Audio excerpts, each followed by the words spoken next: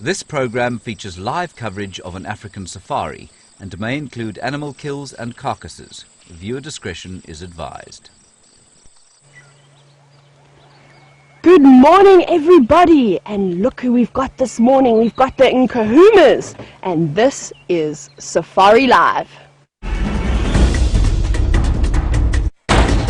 Ready.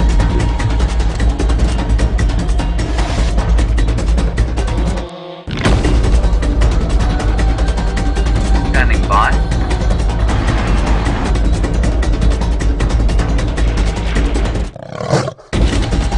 Five, 4, 3, 2, 1. You are live, you are live. Good morning, everybody, and welcome to an unbelievable sunrise safari. Can you believe it? Right off the get-go, we've managed to find the Nkuhumas. Now, my name is Tayla, and on camera with me, we've got Xanda, or Eggsy, as some of you may know him. Let's go back to the lions. We're going to have to follow them for a little bit. It's extremely warm this morning. It's 75 degrees Fahrenheit. How beautiful is that? No jerseys necessary, and we're going to carry on looking at these wonderful Nkuhumas. Let's reposition. They've actually just come from Jumapan. I'm sure some of you may have been watching them already, so thanks for the heads up. And now they've moved away from that little watering hole. There were some impala up ahead earlier, but they snorted an alarm call and bolted off. And you can see this beautiful big male. Have a look at him. We're going to get a nice close-up of him now. He's quite close to the vehicle, but look how relaxed he is. Look at him marking the territory. Hello, boy. Look at that. Look at his beautiful face. Look at all those scars as well. Ooh, what's happened to your face, Mr. Birmingham? You've got a little bit of a gash on his nose. Maybe he got a paw to the face by one of the females. And I don't know if you can also see it. I just want to show you how lucky we are today. Look at the sunrise peeking through just over as the Nkuhumas walk on over in the distance. How amazing is that, to have a beautiful sunrise coming up through all those trees and then to have all of the Nkuhumas. Now, I'm hoping that they don't go into very, very thick vegetation. It's going to get quite dense up here, which is going to make it quite difficult for us to follow them. But I'm hoping we get to spend most of the morning with us. We were all a little bit concerned this morning that we were not going to see the lions for a few days. But obviously, whatever they killed in Buffel's Hook apparently wasn't too big, because the females don't look too fat. And this male looks like he's hardly eaten anything. Right, let's try and get ahead of them. I think that's the plan, because they are on the move. And just try and find a nice spot where we can sit and actually wait for them to come to us. Let's just see. I'm just going to have a look. No, ladies, don't go in there. Please don't go in there. Okay, we're going to poke our noses through. No. Okay, they're going straight again. Okay, that's good. I was worried, very worried that they're going to go down into this drainage and then it's almost impenetrable. We're going to find a little gap here. Gappy McGapster. Where are you? Okay, we have to go a little bit further than I thought. It's quite dense here. Yeah, I think we... Next one. Next one, and then we're in. And we'll look back and hopefully have the entire pride coming towards us. Oh, it's an old two-track, obviously from a previous sighting. It's very easy.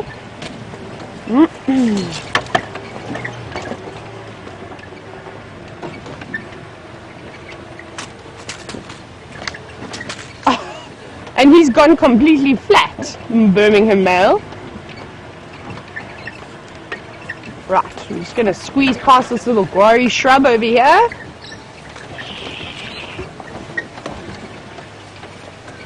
You're right, Eggsy?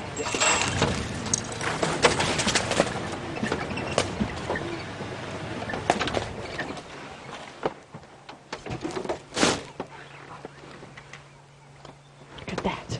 How's he gone from walking to, I'm so exhausted, I'm just going to have a little nap quickly. Come on.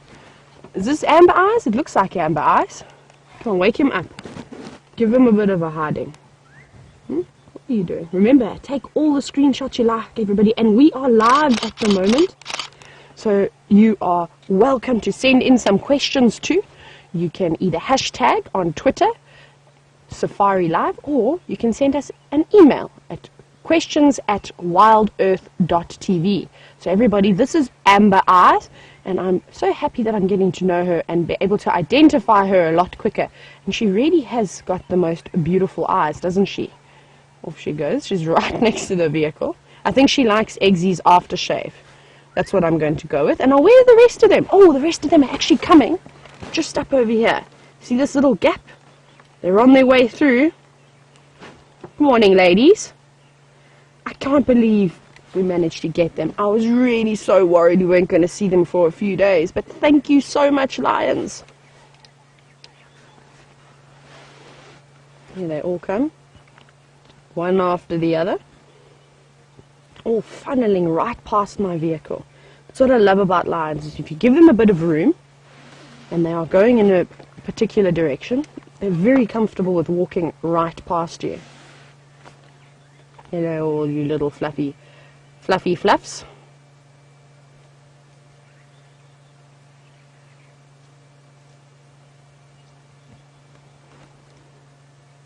That's beautiful. Say hello. Yes? Oh, no, okay. I wanted to rub your head, but obviously not.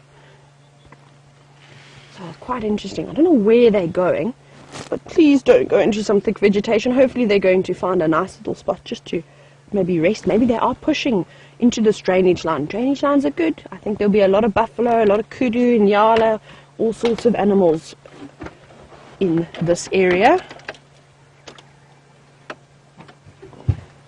Oh my goodness, we are off to an unbelievable start this morning. While I try and reposition and get a great view for you, I know that Jamie and David would love to say hello this morning. So let's head on over to them. And I believe they've got my favorite animal.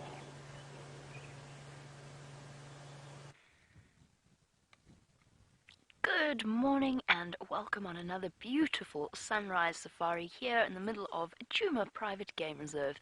And what a lovely start. I think Tayla's absolutely right. We are off to an amazing morning.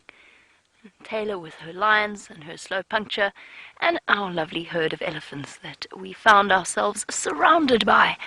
Good morning, my name is Jamie, and I have Dave on camera with me, and together along with Tayla and Eggsy, we're going to be searching for all kinds of magical creatures and things to show you out here in the African bush. Right, we started off our morning with these elephants. They've now all shifted past us except for this young male. He is munching away quite happily on the sickle bush. And what struck me this morning is just how much destruction there is in just this little patch of quarantine. It seems as though every tree is sporting some kind of elephant damage, elephant feeding damage, that is. And that's obviously one of the impacts of the drought is that the elephants are far more focused on the trees. There's not much else for them to eat. Now, I was going to shift around and reposition. One of the females gave us a little bit of a head shake when we arrived. They've all relaxed now, though. We're off to a very, very peaceful start. Hello, little boy.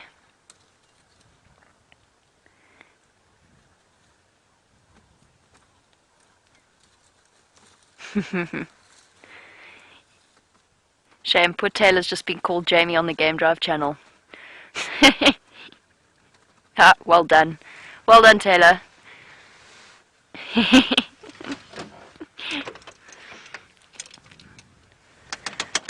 Right, let's reposition. And get a better view. So once our ellies decide to move off, I'm probably going to go off in search of Queen Karula. And yesterday was unsuccessful, or at least yesterday's sunset safari was unsuccessful, in that she had disappeared into a drainage line and had not popped out, and we just didn't manage to find her. And my logic here is that we know her cubs are to the south of our boundary. We know she was hunting. So either we're going to conclusively find tracks of her going south, and that's that, and we can't follow her, or I'm hoping she was successful last night in terms of hunting, and she's going to have gone to fetch the cubs and bring them back. Now, that's my hope. Either way, we'll know either way. in terms if we find tracks on that main road. If she's crossed, then we'll go to Cheetah Plains. That will be our plan for the morning. I haven't been there in a while. Mommy, are you going to get across with me now? Here we go. Just going to go here. A big female with a calf. The wind's already starting to pick up once again. I hear rumours that there's the chance of rain tomorrow, so I imagine that today is going to be incredibly gusty. We're getting a huge drop in pressure. This morning's nice and warm, 24 degrees, 73 degrees Fahrenheit. So a nice warm start to the morning. First time I've worn shorts and not regretted it. And I imagine the elephants looking forward to the slight drop in temperature from yesterday. It's absolutely amazing how they're managing to scratch out a living. Or scratch out food, I suppose. Probably a better way of phrasing that.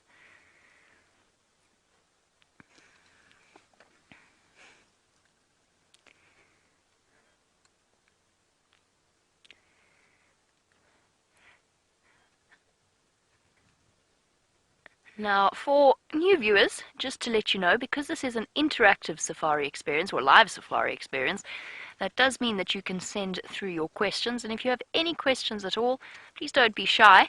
Let us know who you are, where you are from, because it's nice to know where our viewers are from in terms of crossing the corners of the globe. We get questions from all kinds of places. And don't be shy about asking a basic one. Some of our viewers have been watching for many, many years. And as a result, I think they've come to grips with pretty much most of the things out here and the information. But that doesn't mean that you should be shy about asking questions. And you can do that on #SafariLive on Twitter, or you can email through to questions@wildearth.tv.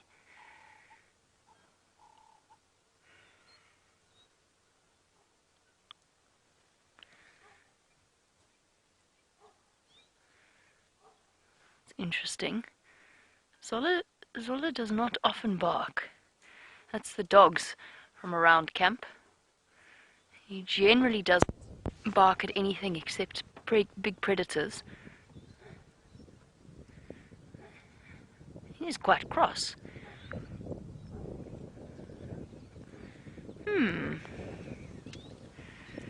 Might be worth investigating quickly.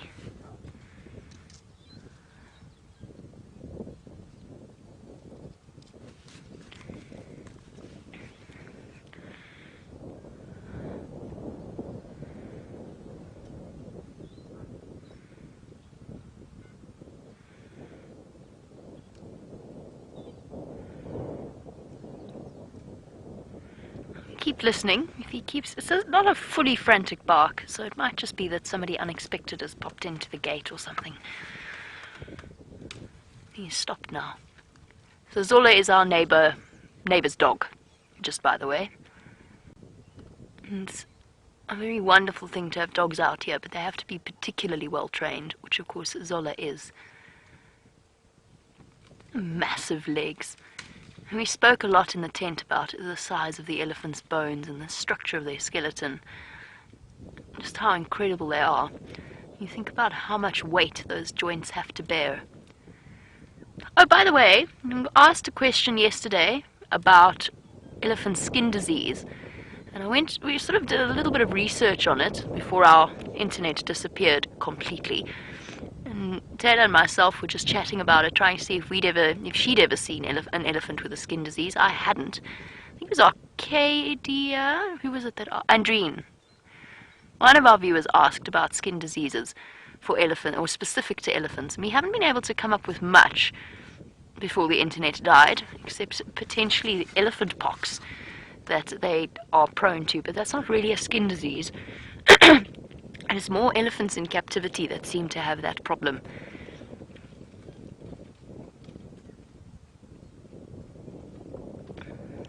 It's interesting that there are certain animals that are prone to certain types of skin disease, like black rhino, as opposed to white rhino, and they get those weeping sores on their bodies in the summer months. I've never ever seen an elephant with a rash or a raw patch or anything like that. Obviously not prone to it.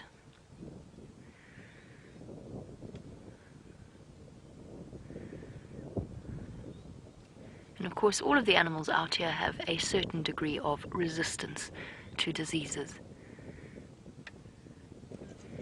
I'm quite sad. All of our birds, when we started out this morning, all of our birds were giving us a beautiful demonstration of the dawn chorus, and they've all flown away.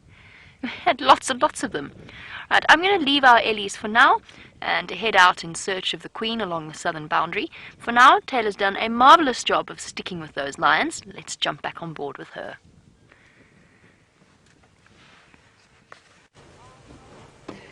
Well, everybody, we managed to maneuver through some very dense bush. They're moving straight along the drainage line, which made it quite difficult for us to do a bit of maneuvering around. But Wendy is a machine at going through the bushes, and now these lions seem to have settled down quite nicely. I am also just listening out for Rexon, because I know he's trying to come and view these lions, and we are well off the road. So please excuse me if I do just quickly try and guide him in. Let me just update him, just to let him know that the lions have gone a little bit static. Oh, look at that. Big yawn. Oh, nice teeth. You see she's a younger girl. And have a look at these two here, two of the older cubs. Look at this. Please, Mom, please. Groom, give me attention. And then one little one coming in to say hello. Hello, Curious. Oh, here we go. Going to have a big drink now. I think the moms are getting tired of all these little babies harassing them all the time.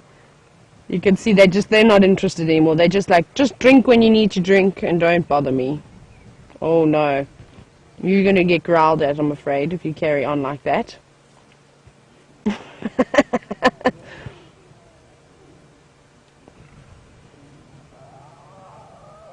Oh my goodness, that poor mother.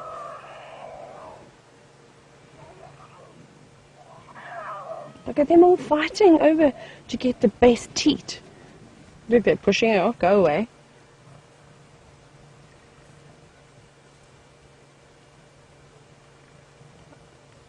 I just want to try and get hold of Rexon very quickly, everybody. You enjoy this, though. Rexon, Tayla.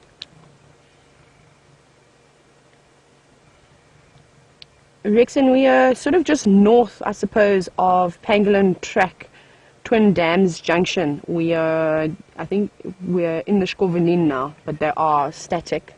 So if I get your order, I'll call you in to come north.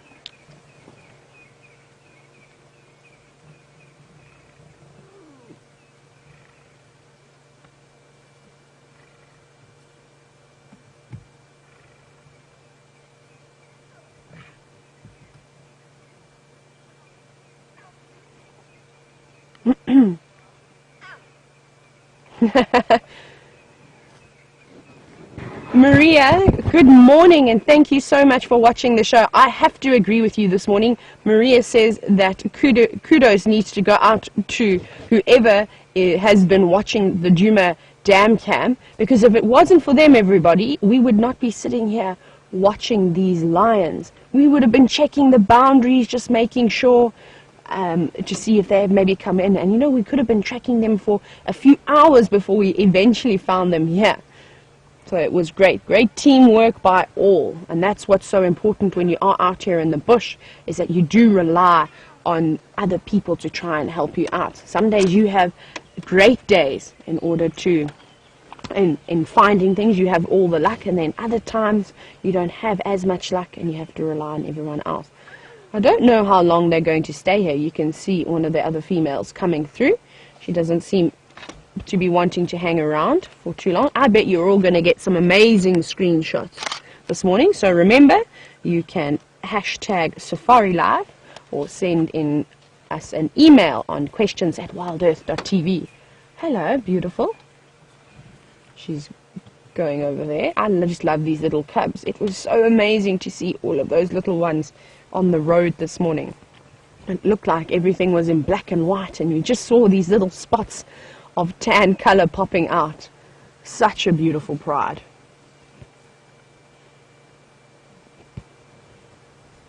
And those ones very thirsty. There's a few more little cubs coming through. Let's see if they bother this female.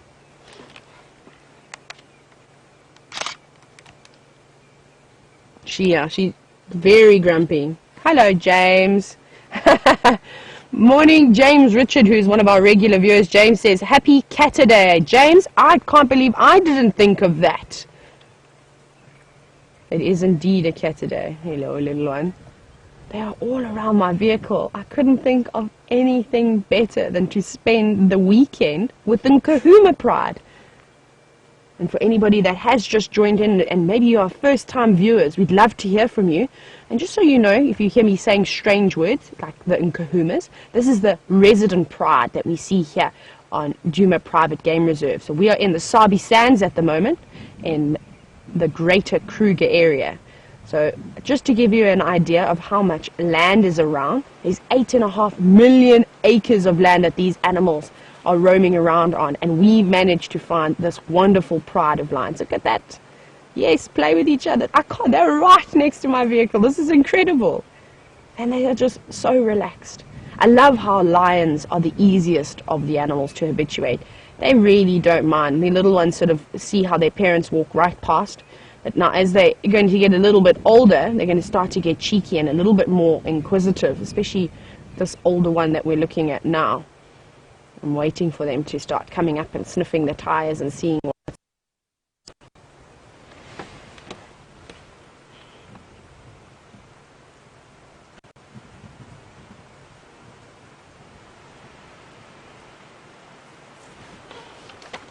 Let me find out where Aubrey is. Aubrey, Tayla.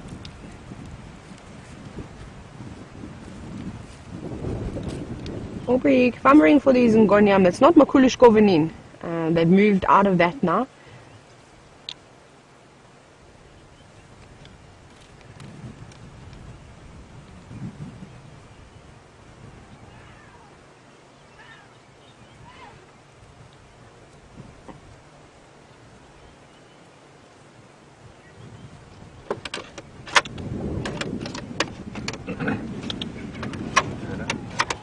Ooh, I'm trying to...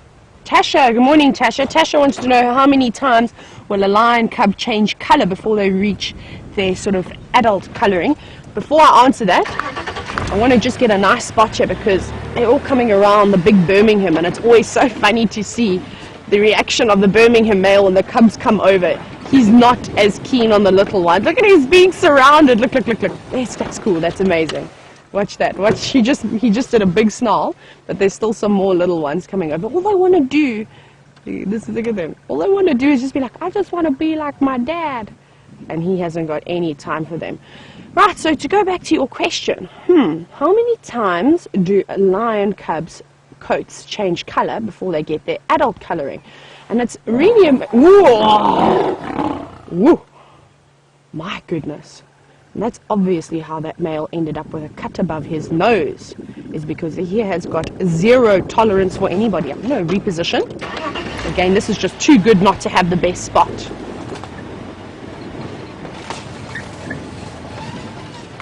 There we go, that's a nice gap there. Come on, girl, give him a hiding again. You show him who's boss. So I'm not sure how many times exactly they change color, but obviously when they're first born, they start off very, very spotty. Just quickly listen to everything. Can you hear those little ones? I'll eventually get you your answer. Trisha, don't worry, I'll get there, but this is just too beautiful to just talk over these lines.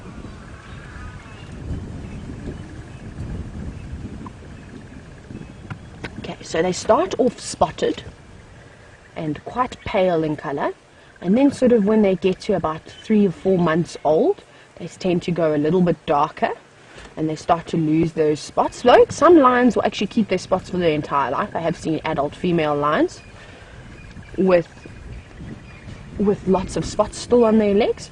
It could be a few times. I don't think there's an exact amount, Trisha, as to how many times the lion's coat will change in color.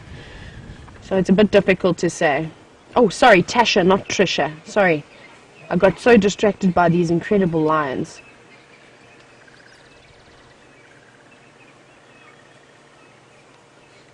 You can see that. Oh, look at this, look at this.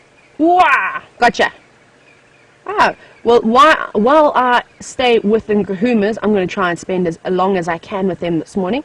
Jamie has got a bird for you. I'll see you just now.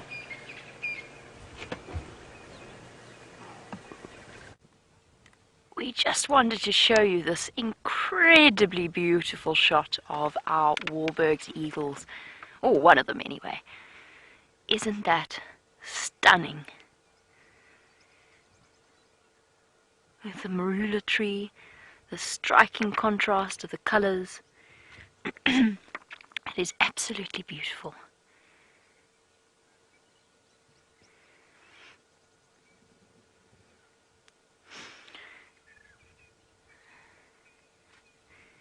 I feel justified, Dave. It is a widow.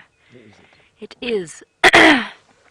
So I did something that I said I wasn't going to tell anyone about, and I swore Dave to secrecy, but I'll tell you about it now.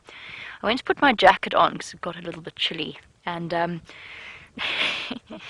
spider fell out of it and ran across my thigh and down to the seat below. And I'm good with spiders. I've never had a problem with spiders. But I squealed and stalled the car. Dave nearly fell off it. It's very funny. But in my defense, I took one look at it and went, oh goodness, that doesn't look like a very pleasant spider. And I don't think it is. I think it's one of the button spiders. It just looks terrifying. I managed to catch her because she was trying to crawl over my leg again. So I'm going to release her back into the wild in a moment. Here we go. I know that this light isn't great. I managed to fashion a nice way of looking at her without touching her too much. And she's got the marking on her abdomen. So a button spider, there you go, you can just see the red marking underneath. So it's one of the button spiders. Hence, I feel a little bit better about my incredible pathetic reaction. Of course, they have a neurotoxic venom. It's not very pleasant. It does make you feel very ill for a long time. They're not aggressive spiders. They really, really aren't. They're not out to get people. They're related to the recluse spiders. I think there's the cousins. They have cousins in North America, so you'll be familiar with them. The brown widow, black widow, brown house, recluse spiders. So you get the idea. Their bite is one of the most dangerous of all of the spiders. They're not particularly pleasant, which does make me feel a great deal better, Dave, about the fact that I stalled the car and squealed like a little girl. Totally acceptable, thank you, Dave. I feel better about myself. Very cool. And we found a perfect way of containing her. For now, I am going to release her back into the wild. I'm not going to kill her, obviously. We don't kill spiders. Please don't kill spiders. They are very, very useful parts of our ecology, and they're very useful in that they kill all kinds of insects, mosquitoes, all sorts of things. So they are very special, except when they crawl across your thigh unexpectedly, at which point I feel as though it is slightly forgivable, but I'm still a little embarrassed. I thought I'd share that with you just to make you laugh. Right, well, I can't go anywhere until I've released this thing. I'm going to try and... How am I going to do this? I haven't thought this through with this wind.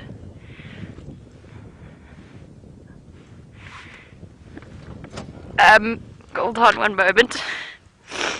Okay, we'll pop you on my thigh again. Yeah, you and I are getting very familiar. Don't worry, I'm not going to hurt you. Right, the point was I had to unplug my earpiece, which I can't do with both hands occupied in holding the spider. Here we go. The only thing that makes me feel a little bit better about this whole deal is that if it had been my brother, there would have been screams. He probably would have jumped out of the car. So I feel vaguely better about myself. Not much, mind you, but little better. Okay, so widows, in general, they're generally hiding under stones and fallen logs and stumps and so on. That's usually where you find them. You don't usually find them in your jacket. What I'm going to do is I'm going to pop her here under this fallen log so that she's got a place to hide. Whoopsie, sorry. Here we go. Sorry, I dropped you. I didn't mean to. No, it's charging me. There we go. Ha-ha! Whatever you do, don't run. Just slowly back away. Here we go. All done. I can put the lid back on my water bottle. Thank you very much. I'm impressed with myself. Sorry, Dave, to ruin your beautiful shot of your Wahlberg's eagle, which was beautiful. All in a day's work.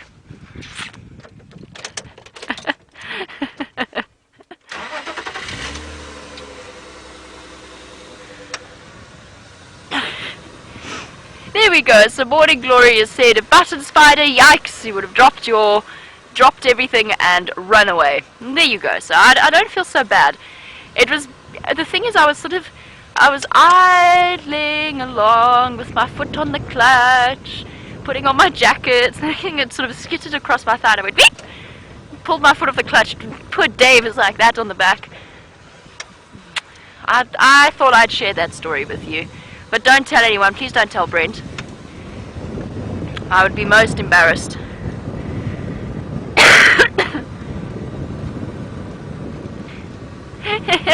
Tingana the leopard has said that he had a good laugh. Was he watching me the whole time? Where's Tingana? He's been keeping an eye on what I've been doing. You better go back, Dave. We missed Tingana. Ooh, Steenbokkie. Hello. Might not be Tingana. Luckily we've got the subtle sound of Rusty's brakes to take us through the morning. Oh, there she goes. Look at the speed of those antelope. It's absolutely incredible. I saw a duiker yesterday being hunted by Karula, and that thing, it came so close. Unbelievable. Whee! That's fast. Jeez, that's fast. A bit panicked as well. Shame. The Steenbok on Philemon's cut line is usually okay. Alright, well, Tingana male leopard, I also had a good laugh. I had a jolly good chuckle at myself, albeit a little bit embarrassed.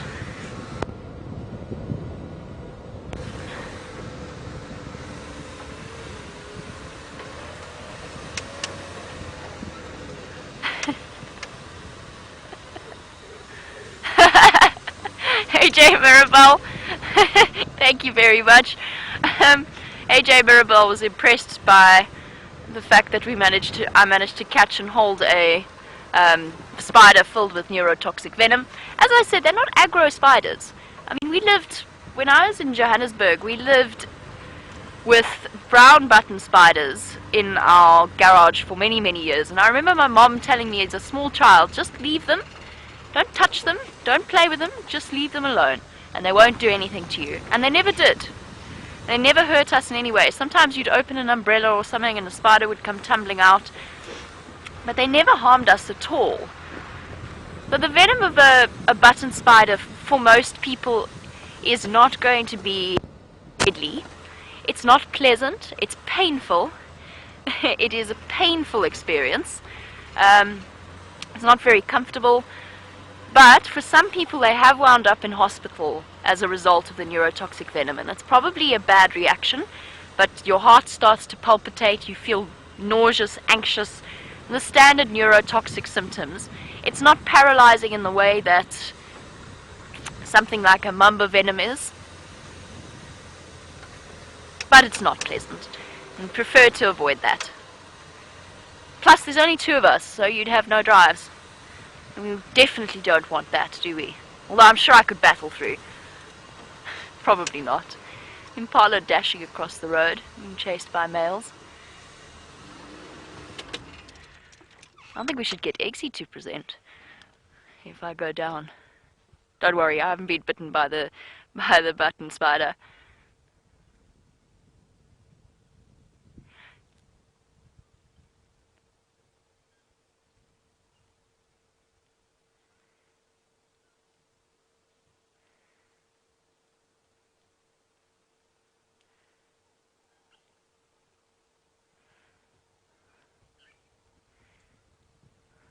Off they go.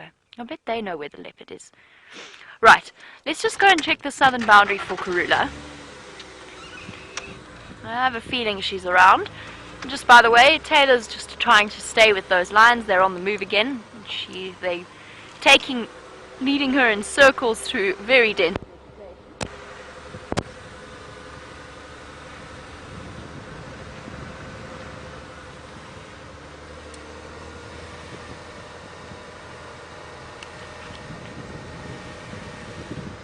Okay. And generally when you're looking to track a leopard, we know where we left her, we know where she was, but she's obviously not going to be in the same place this morning.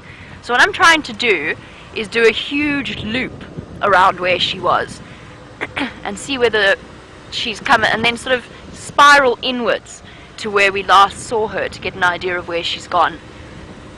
I think that might work out for us. I'm really, really hoping that Karula's around this morning. I have not seen her cubs.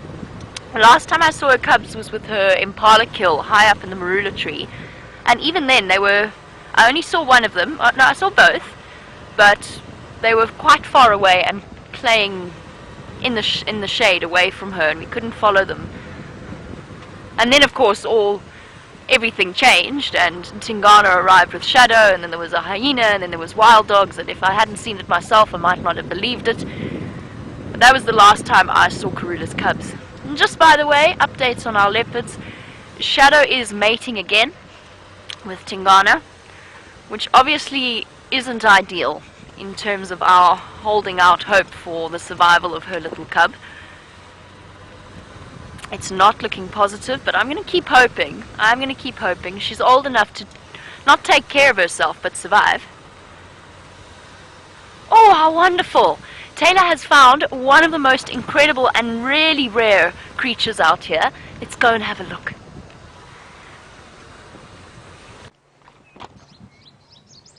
Have a look at what I've found, everybody. Can you believe this? This is called a lunar moth. And this is actually the first time I have ever seen one in my entire life. We did some very, very thick off-roading now to try and get out of where these lions were. And I think as we were going through some of the shrubs, it fell into the vehicle. I see it is slightly injured. I see it's missing sort of one of its tail feathers. You see that over there? And maybe that's why it's not flying away, because I tried to release it and it didn't want to fly. So what I'll do is I will just put it on one of the trees just before we leave. We've actually got the lions coming out, which is great. So everything is working out into our favor. And I don't know too much about the lunar moths, unfortunately. I've never seen them before. So I'm going to have to do quite a bit of research this afternoon, and maybe I'll be able to tell you a little bit more about them this afternoon. But isn't this beautiful? And I do apologize for my dirty hands. Trying to catch this thing in the vehicle was a nightmare, and it was sort of wedged in the side of Wendy. So I had to stick my hands in, and now they are covered in dust and dirt and all sorts of things. But isn't this just such a beautiful creature? I really, really, really think it's unbelievable, and I'm so lucky to have actually found it. I've only ever heard about the lunar moths, but I've never seen one for myself. So how incredible is that? Look at those beautiful eye spots as well that you can see over here. Isn't that amazing? Oh no, we're talking now. Open your wings. I'm teaching this moth English, as you can see. No, open. Doesn't have a name yet. There we go. You can see those lovely eye spots over there, and that's to fool any predators, as to make them think that they are actually they are watching them. Meantime, his head is over here. Look at those little woo! Goodness. No, come back. I thought I was going to accidentally eat it in front of you. This is what it was doing earlier. Come, here we go. I'm training you. No. I'm a friend. I'm trying to help you. Come. It's now on my camera. Come here. No, come. I think what I'm going to do is I'm actually going to release it. No, don't go back there. Okay, everybody. I've lost Mothy, but we'll leave him. He's safe for now. And I will release it at a later stage. I probably need to get out the vehicle, and the Nkuhumas are right here. Right, let's see where you are. Just over here. Let's get some nice lighting. see.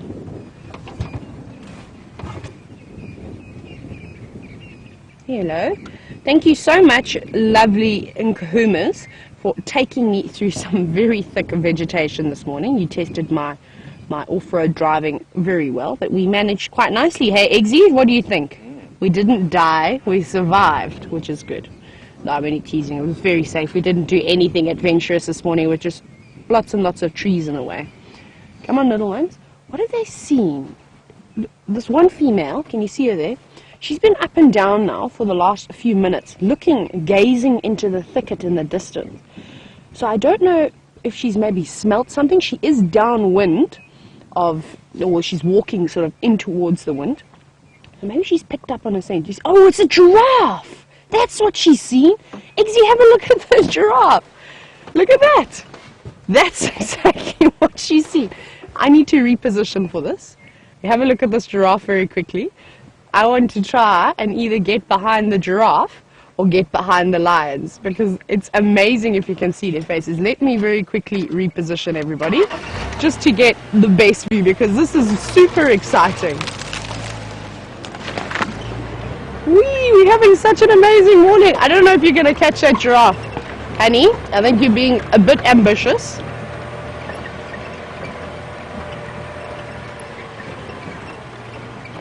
Let's see how we can go over here.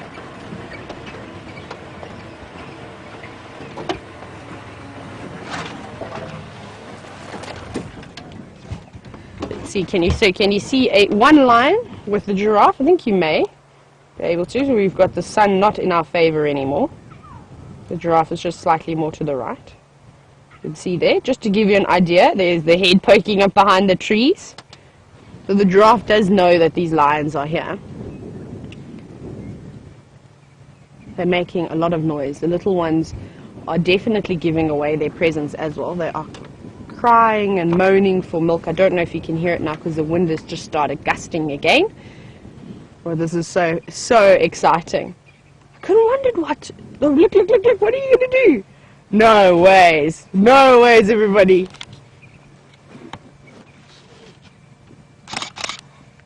Look at that. You are very brave.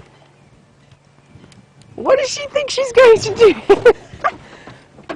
Oh, wait, hang on. This is incredible, everybody. Hold on, Eggsy. We need to just... This is insane.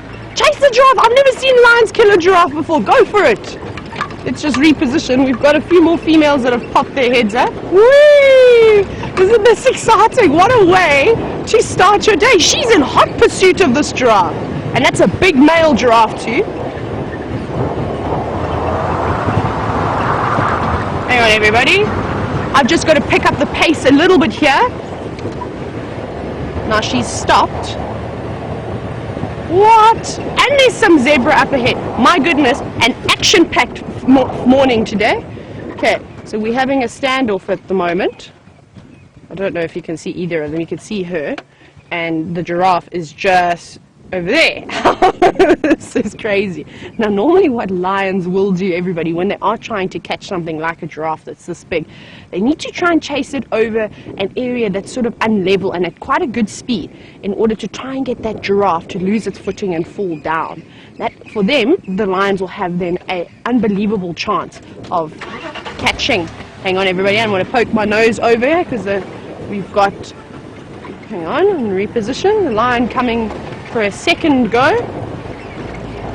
Very keen, this female. She's obviously a young lioness. Look at this, look.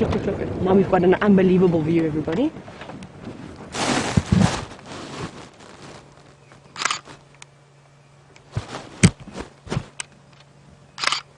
See what she's doing? She's trying to go around. And what a lion will do as well, it will try and jump on the back of the giraffe. And I've never seen this in my life, everybody. In my life. How crazy is this?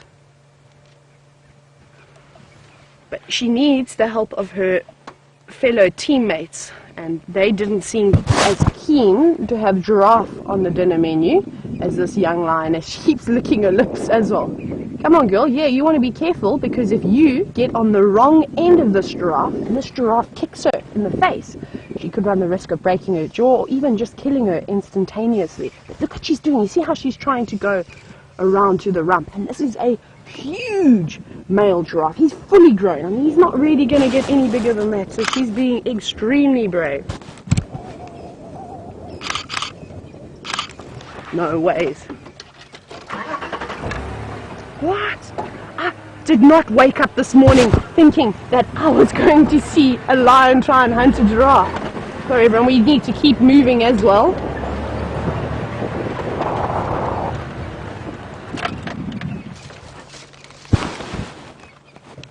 No ways, no ways, this is not happening. This is not happening to me today. This is just too unbelievable, everybody. I can't believe my eyes. I dream of seeing things like this. So this is honestly a dream come true. Look at her, she's in hot pursuit. Come on, giraffe, cross the road in front of us so we can see. Everybody take lots and lots of screenshots, because this is something that you're probably not ever going to see, or at least see for a very long time again. Like I said, it's taken me 5 years to see something like this. Come on, girl.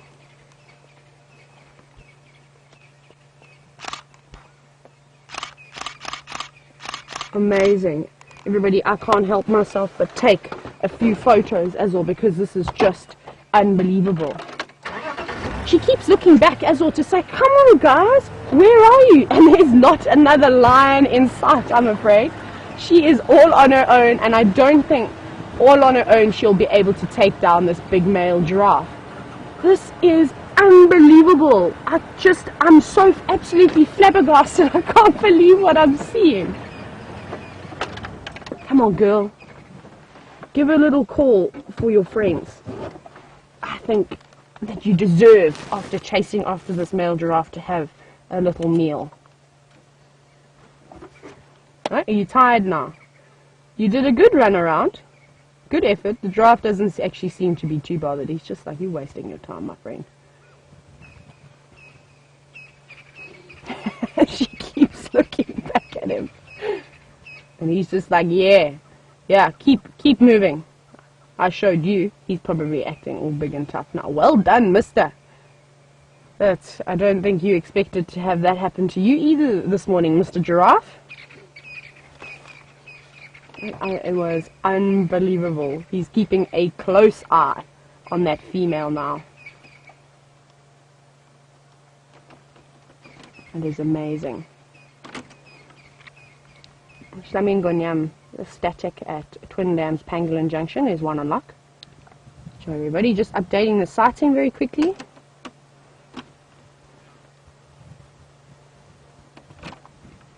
Probably Aubrey, you'll be number 2.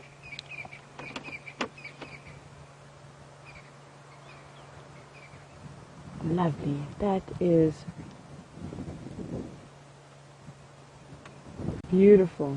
Absolutely beautiful. Let's follow this lioness back. I don't know what to even say to any of you. That was an unbelievable sighting. I mean, how many of you have ever seen anything like that? I didn't even get to tell you that this is all live. I can't believe that. I mean, how incredible is that we just witnessed? Sorry, everybody's trying to get hold of me on the radio. Which mobile is asking to be third vehicle?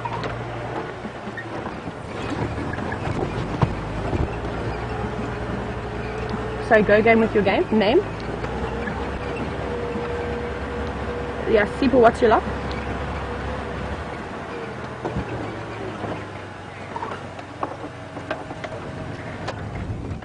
Copy, yeah, there's not lots of pressure, so just respond when you're a little bit closer. You can see she's sorry everybody, I'm just letting everybody know what's happening with these lions. I'm so excited. I feel like I'm out of breath. The adrenaline is pumping through my veins at the moment. Whew, that was to die for. That is what we wait for. Every single day we come out in the bush hoping that we're going to be able to see something like that, and to see it live. I mean, that's amazing. Like I said, every single day I've been in the bush for 5 years now, and I've never seen anything like that before. And I know it wasn't a success on this female lion's behalf, but how amazing was that? Good attempt.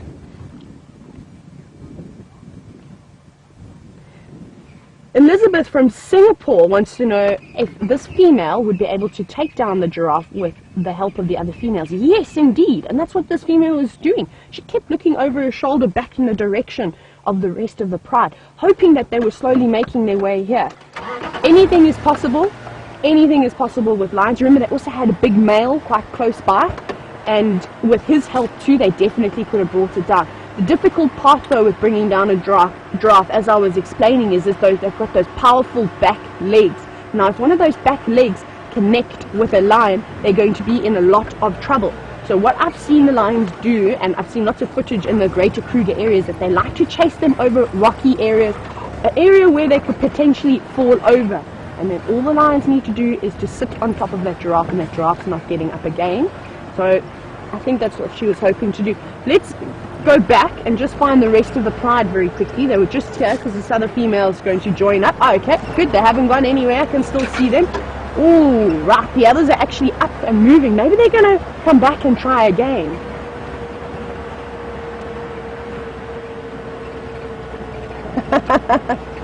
Dina, you're quite correct. I'm having an unbelievable morning. I'm seeing so many new things for the first time. First the lunar moth, and now the lions trying to hunt, or a lion trying to hunt a giraffe. Now, have a look over here.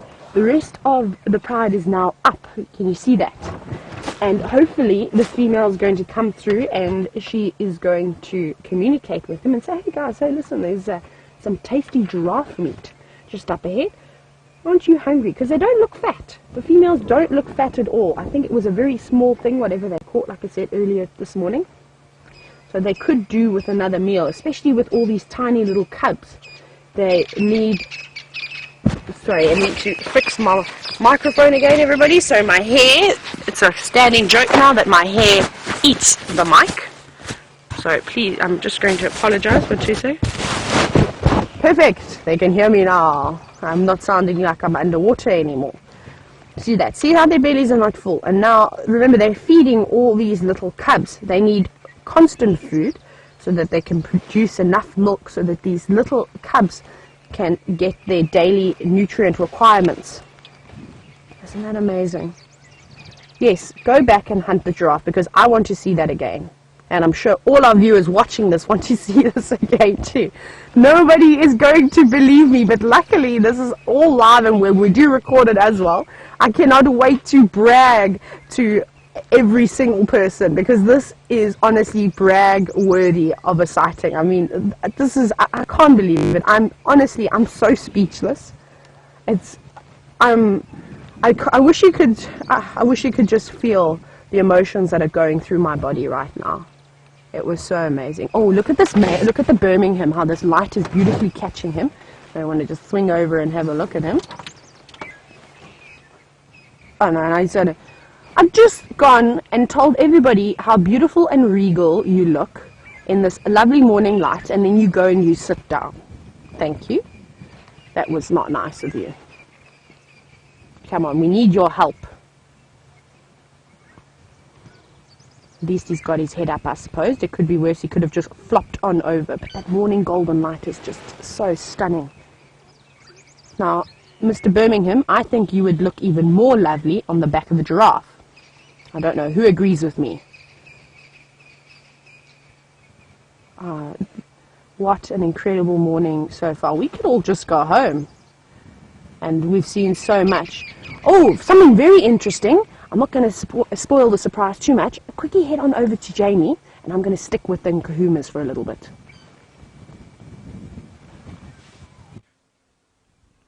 I had something very interesting. Oh, there he is. Luckily, he decided to stick around. This crested barbet just had himself fully tucked away in a hole in the tree. And I'm just wondering if we haven't just found a crested barbet nest. How exciting is that? Morning!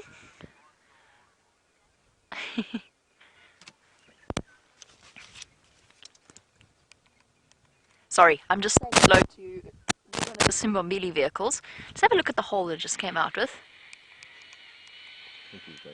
He's back in. He's back in. That's awesome. I wonder if it's building a nest. It could be building a nest. That is so cool. tucking its way in.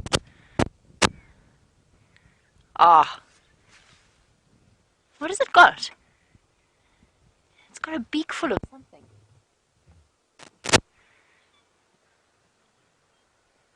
It's excavating.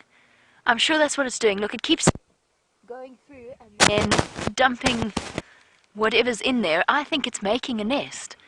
It's making a hole.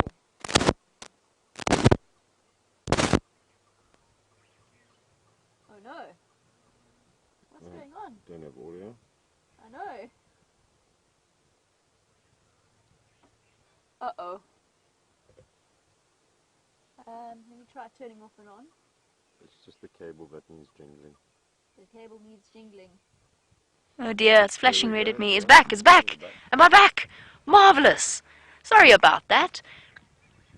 We've had some slight microphone problems over the last few days. I'm not quite sure what's happening with mine.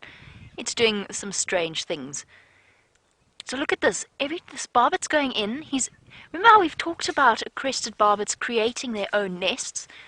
It's obviously started with a hole that started to rot out, and he's pulling away using that incredibly powerful beak to strip away the inside of this tree, which is obviously a dead tree. It's a rotting tree, and he's decided that this is the perfect nest site. How cool is this? I've never seen this before. Look at it go! You see his legs struggling. This is amazing.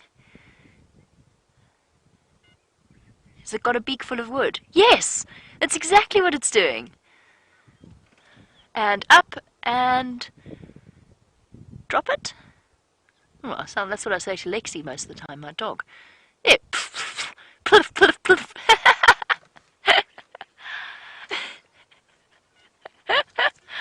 How cool is this? This is absolutely incredible. I have never seen a barbet constructing its nest before. It must be scraping up the bark. Come on, do it again. Oh, plip, plip, plip, plip. Mouthful of wood. Splinters in the tongue. Ah, the dedication. As spring is sprung. And our birdies are all happily making their nests, whether they be Shikra, Wahlbergs, or crested barbets. One more time for us. He's going to go. Oh, no, he's going to stop. He's going to go. I'm sure he's going to go. Come on, one more time.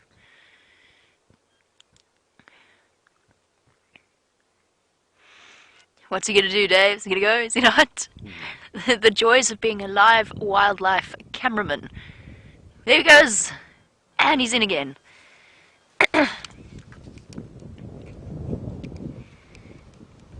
Psyching himself up. Or herself. It could be a she. It's impossible to tell. They're both committed to the nest building reproductive process. In you go. Come on. Hole's not going to wait. Well, it might actually. It's probably not going anywhere. This is amazing. Here he goes.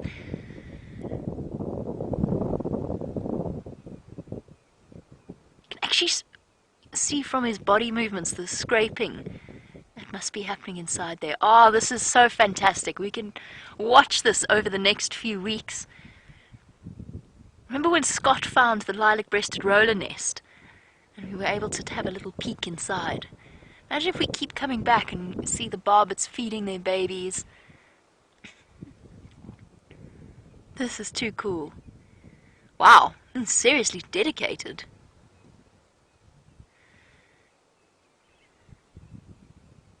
Just the tip of the tail. This is amazing. We are so lucky to be able to see this.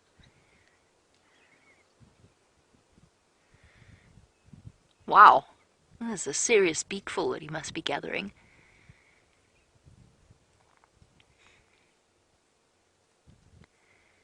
And then, over the next few weeks, legs will be laid.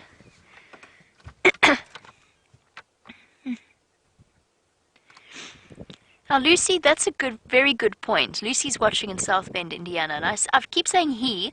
It could be a she as well. As far as I know, Lucy, they both play a role, although my suspicion is that the male will do most of the work in terms of nest construction. And the reason I say that that is the general approach of most passerine birds. So things like weavers, there we go, up again, beak full of dirt, and there. This is so cool. Oh, the starlings have come to watch. Cheer him on. My suspicion is that it's a male, but I'm going to double check that. I'll look it up and find out. He might even chase these starlings away. Where's it gone? I've lost it now. Is he? Oh, there he is. Well done, Dave. So the starlings go.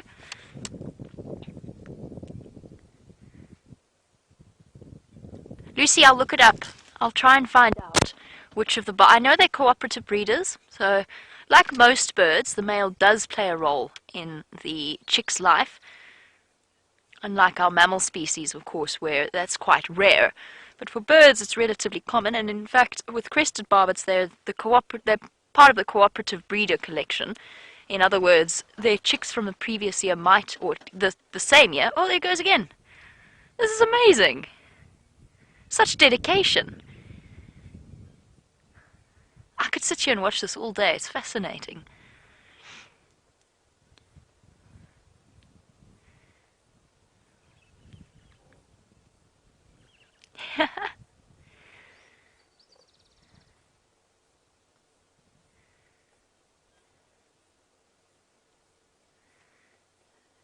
Another beakful. That one wasn't quite as dedicated as the last. Up we go, and spit. Oh, he's keeping Dave guessing.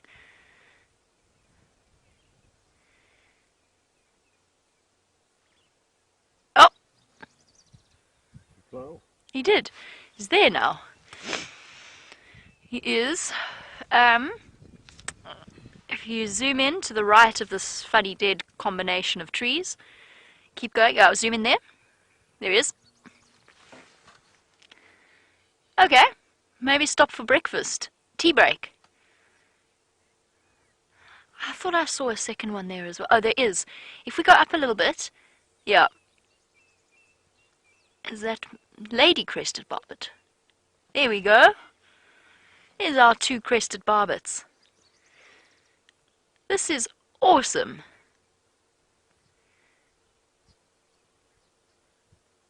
So fascinating. Well, there you go. I learned something new today about the process of nest hole construction. And now we had two crested barbets. Now we've got one crested barbet. And I hope that this of course the joy of the live safaris, is the continuity of the animals' stories. We actually get to follow them and share this little part of their lives. How cool was that? Well done, Dave. Epic, epic camera work. I've got the most exciting part of the news in all my thinking, and that's I found Karula's tracks coming back in with at least one cub. We know that both were fine yesterday, so I probably just missed the second set of tracks going across, but she's come back on, which is wonderful news. Spring is in the air, there's lion cubs, nesting birds. I'm waiting for it to come to see if it comes back, but I don't think it's going to. Nesting birds, leopard cubs somewhere on the property. Oh, what a marvelous day. I think our barbet is gone for now.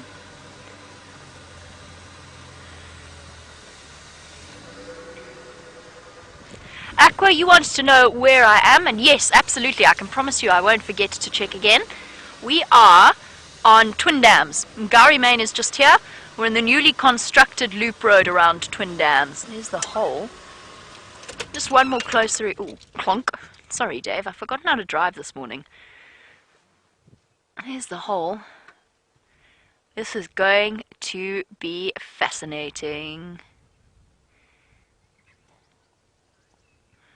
Yes, Birdie, it is. It is a burnt tree, and that, I think, kill is what killed it. Or it might have been ring-barked, but I think it probably died in this, whatever fire swept through here. I believe there was a big fire in this area, when was it? 3 years ago? 2 years ago? I'm not 100% sure, but I do know that this whole area bears the scars of a fire that's come through here. So it's a dead tree and it's probably starting to rot, and the wood, that makes it perfect because the wood's quite nice and soft and crumbly. It was at one point a silver cluster leaf, a living silver cluster leaf. And often what happens is fires burn through quite fast and the trees are fine. But when there's a big build-up of dead material around them and the fire's hot and static, if it's not a windy day, then the occasional tree will actually catch fire and die, because you can see the tree behind it is fine. And I mean, it would have been alive at the same time as this fire that killed this tree. Might even have been dead already, but I don't think so. I think it was killed by the fire. What an awesome, awesome sighting. Really cool. Okay, let's go find the leopards now.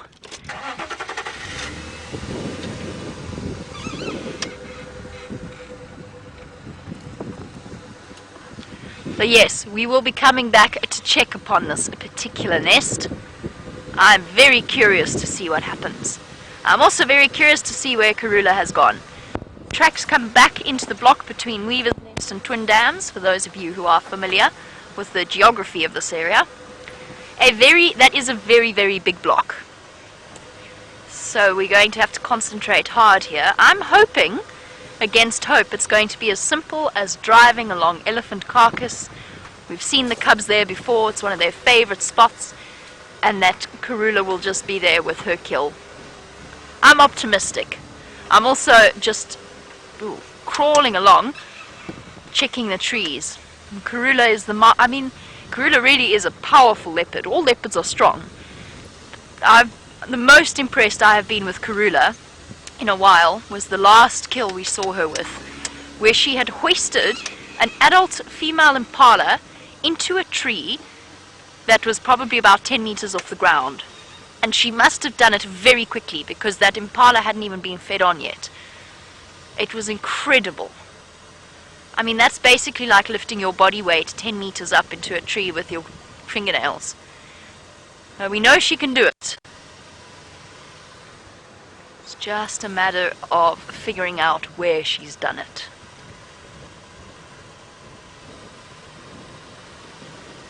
Sure. Awesome morning. Okay, I'm going to continue on my search. Tayla, of course, has got the amazing Nkuhumas in the spring morning. Let's head back there.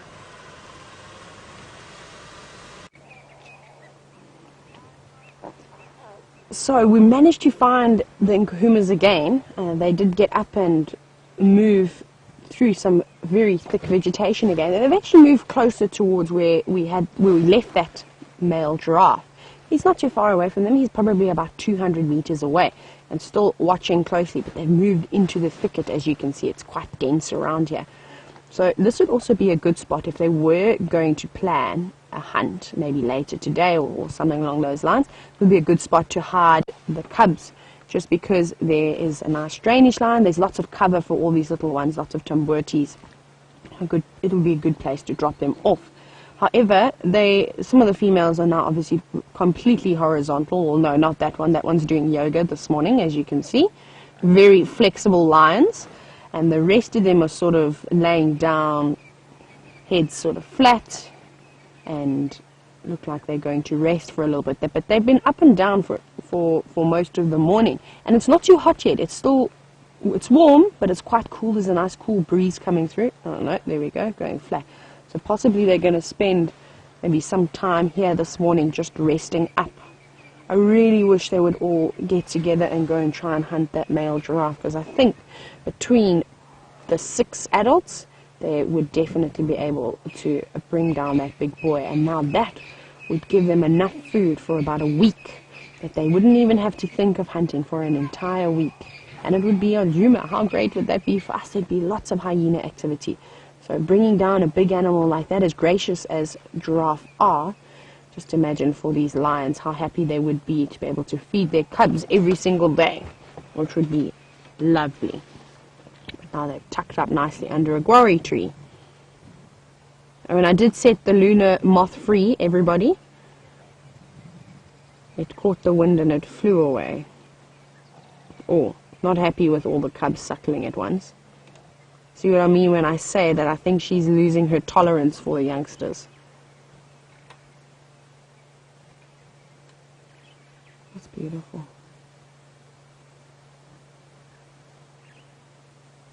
Today has just been an absolute dream come true.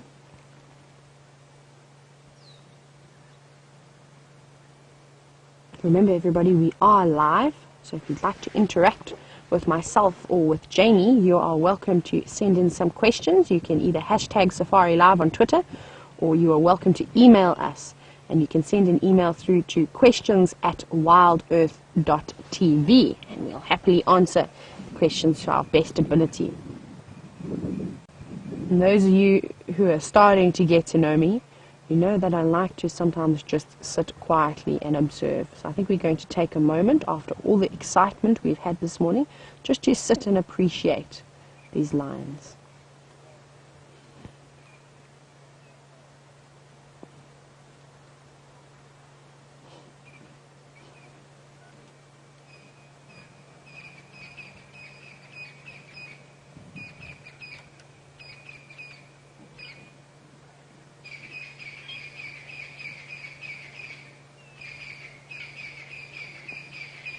Hear all the crested francolins as well shouting in the distance.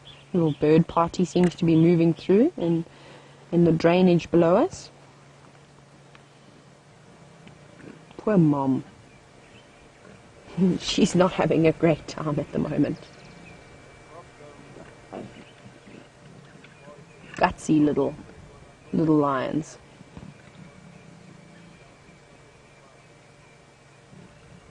Now, I remember when I did my interview drive here, I went out one morning with Jamie and we found the Styx Pride with all their little fluff balls. Well, back then they were more fluffy than what they are now.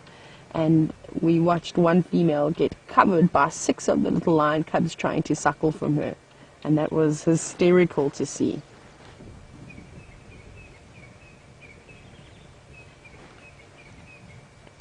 Eggsy, can you see, is this a vulture that's flying up above us? Eggsy, yes, I think it looks like is it a hooded vulture? Or is it an eagle? I cannot see. Oh no, we've got, it looks like a tawny eagle flying above us. And that's quite typical to see as the birds of prey, these bigger raptors, will actually fly, that are low flying, whereas the vultures tend to fly a little bit higher. Actually, it could be a Wahlberg's. Sorry, it's just straight above us, and it's actually not too big. Sorry, everybody, it's a Wahlberg's eagle. Now it's gone. We can't view it anymore. I was looking straight into the sun, and I just saw the silhouette of it. So excuse that incorrect identification. So what the Wahlbergs, what the tawny eagles, and the Bateleurs will do is they fly at a much lower level. And they actually look for something like lions or a leopard or a clan of hyena, anything like that. And maybe follow them. It's just checking, hey, do you have any scraps there? Do you have a carcass maybe? And if it does, if those lions did have a kill, it would then perch itself down on the tree and wait for those lions to move away. And then they'd come down. And they often, like I said, before the vultures even spot a kill, it's normally the Bateleur eagles, the tawny eagles, and the Wahlberg's eagles that will find it. But I think this eagle is slowly realizing that there isn't anything here. I think you should hang around though, Mr. Eagle, because we're going to watch the lions kill a giraffe. Well, I'm being very optimistic. I'm hoping if I send positive vibes towards these lions, and not so positive vibes towards the giraffe, though, I'm afraid, that they will get up and they will go and try again. Excuse me, everybody. The ladies in FC say bless you, thank you.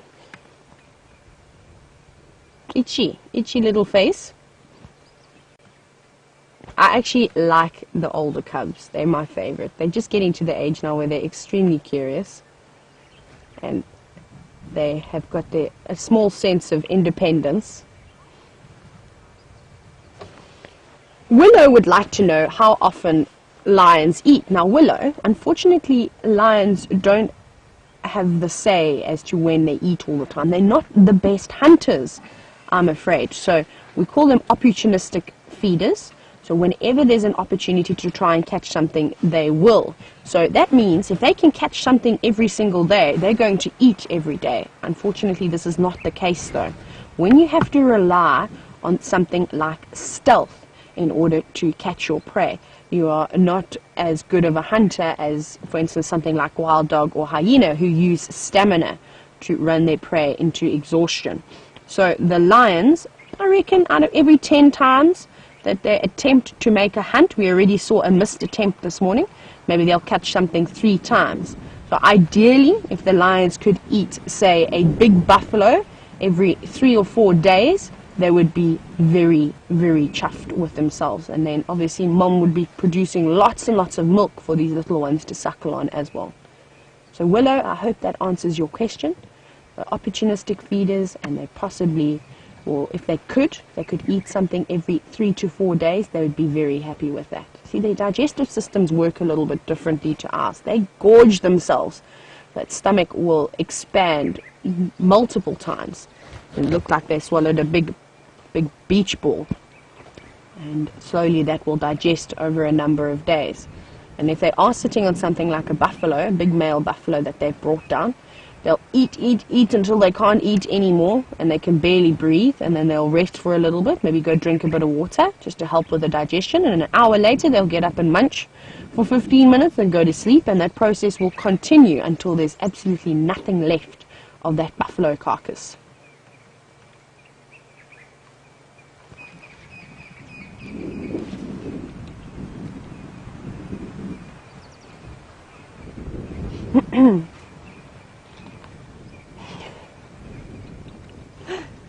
Jay wants to know, when lions and leopards are, why don't, let me put it like this, everybody, just to make it sound easy. So Jay has made a comment and wants to know, why don't lions and leopards ever want to eat guides while they're sitting in the safari vehicle, even whether they've got a kill or whether they don't have a kill?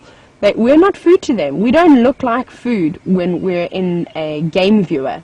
Remember, we've been interacting with these animals for such a long time now that they look at us and we're completely neutral. We sound like people, we smell like people, but we don't behave like them. So the people that they are used to are humans that are hunting them. So from the early settler days, when they moved up and north and into these areas, they would have been shooting a lot of these different animals. So those are the people that they are used to.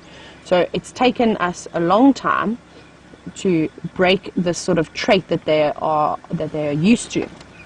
So now, when we're in the vehicle, we just make a lot of noise and we laugh and we make some weird clicking sounds and we make, oh, cute, and all these strange little words and things like that.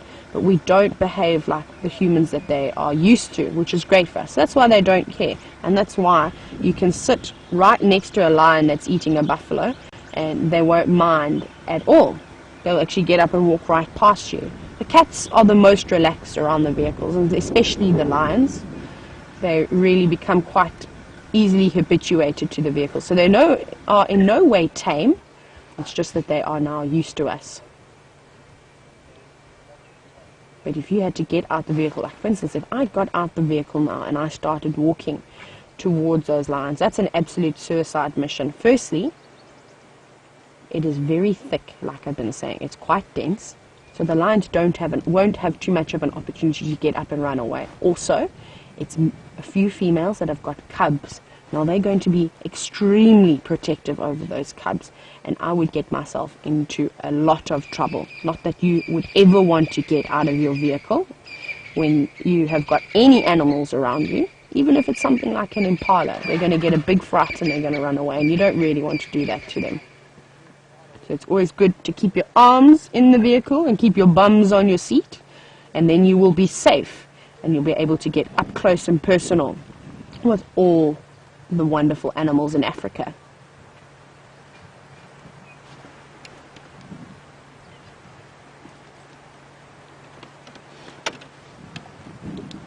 Aubrey Taylor. Sorry everybody, I just want to find out how much pressure is on the sighting.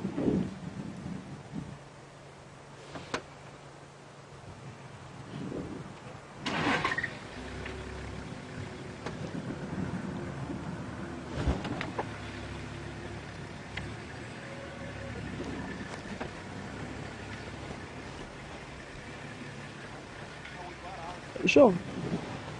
Sorry everybody, just trying to offer a nice view to some other guest seniors. We've had such an amazing morning with the Nkuhumas. They're in a very tricky spot. They've got a drainage line on either side of them. They're sort of on a little island, and we're managing to view from one of the sides. How incredible was that we were the only ones this morning to catch them coming from the dam and spend so long with them, and I told everybody about it. And then to just be at the right place when they chased that giraffe, I mean, that is luck, and that's what safaris are all about. It's a combination of being at the right place and the right time, and hopefully it's just your day.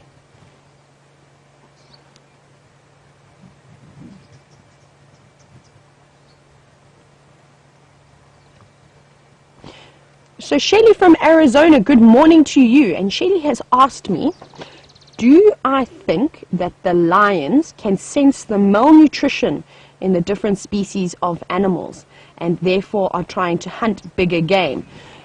I think, Shelly, lions and leopards or any of the carnivores, are naturally looking for the weaker animals. So, for instance, in a buffalo herd, which lions tend to eat mainly in this area, they're looking for the buffalo that are hanging to the back of the herd and can't quite keep up with the stronger members that are in the front. And then, yes, they're going to go for animals like that. Or if they see one that's got a limp, like I said, that just isn't able to keep up with the healthier ones, they are definitely going to go for something like that. However, that giraffe we saw, he was in unbelievable condition. He was as healthy and as fit as a fiddle. So I think it was just an opportunity that he thought he was going, these lions thought they were going to try and take. So please excuse me for one moment. Go, Rexon.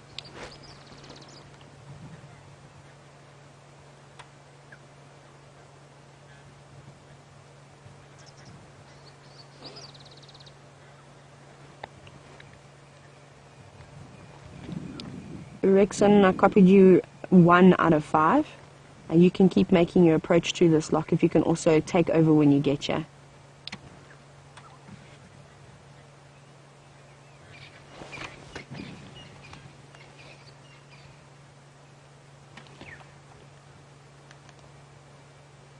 Rexon, sorry, are you looking for Ngonyam? I'm with Nkuhumas. I think Jamie's got Nkonzo for Mafazi Ingwe.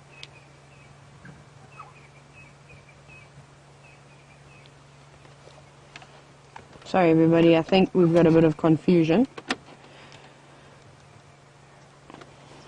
Yeah, I think these lovely ladies of the Nkuhumas and all their fluffy cubs have settled in for the morning. The weather's got all of a sudden very chilly. I'm actually going to have to put a jersey on, everybody.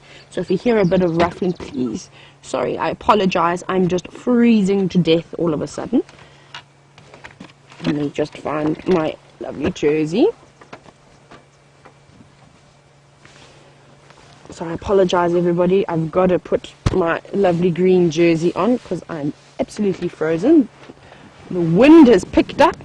It's so strange. I know this time of the year, the August, September is normally the windiest time of the year. So I suppose I can't complain too much. Okay, almost there. Oh, that feels better. Whew, now it doesn't feel like I'm in the Antarctic anymore. We've got to look nice and neat, so I better fold my collar over my jersey. There we go. Thank you, everybody, and apologies again. Oh, now I'm warm. That feels much better. So these ladies could just rest up for a little bit, and possibly they will, because it's so cool now, they may even get up and carry on and try and look for something to eat.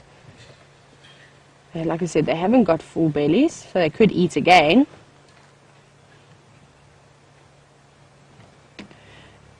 Good morning, Andrew. Andrew wants to know if lions have a winter and a summer coat, and the answer to that is yes. Not anything that you would possibly be able to notice, but it's like your dog at home or your cat at home. In the cooler months, their coat gets a lot thicker and fluffier, and then in the summer months, they start to shed that hair. It's exactly the same. So with the constant grooming that the lions are doing, you probably won't see the big chunks of fluffy hair that comes up. But yes, their coat does thicken up in the cooler months, especially the cubs. You can see that fluffy little bundle of joy over there. got a lovely winter's coat. But that's also just because it's quite young. They need that extra layer of warmth just to help keep them going through the chilly nights. Though it's not really cold. We didn't really have winter this year. I don't think so.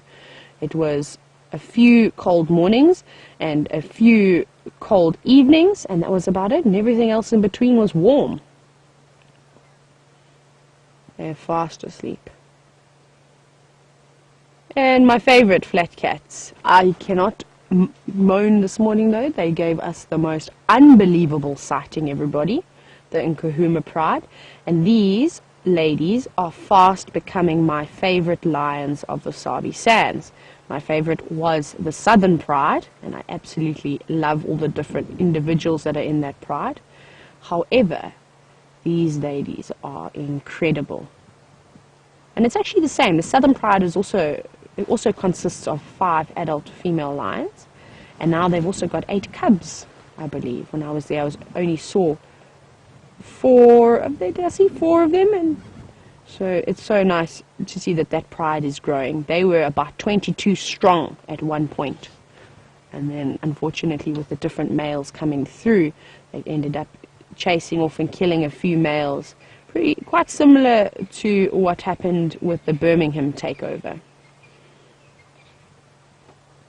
Right, everybody, I think we're going to have to move out of this area. These lions are fast asleep, and I think we've just had an amazing morning with them. So I think it's a bit of an anticlimax now to sit and watch them sleep. I'm just going to reverse out of here. Let's go see if our friend the giraffe is still keeping a close eye out on these lions.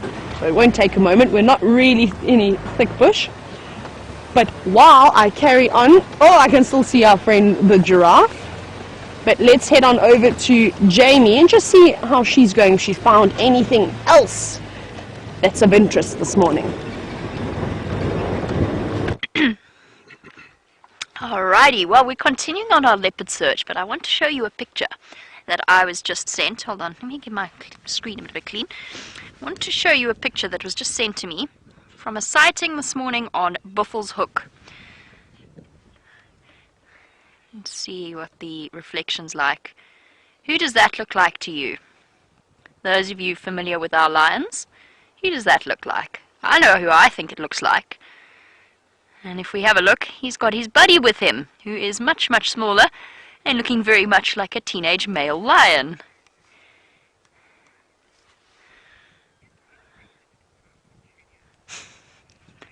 And hashtag over it. Hashtag over it. That is a fantastic nickname. Right, so hashtag over it. I hope you're not over this. I think that's Junior, personally. It's a photo of a photo, so it's impossible to get the full detail and clarity. I think that's Junior, in which case he's with his new buddy, whoever his new buddy may be. Obviously, I'm going to ask for the original of that photo so that we can check spot patterns and so on.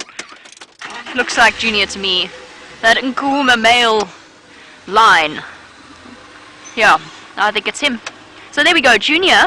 You've just been with the Nkuhuma Pride. For new viewers, Junior is their sub-adult male. Hello. What's happening here? Hold on one moment, I'll explain this in a sec.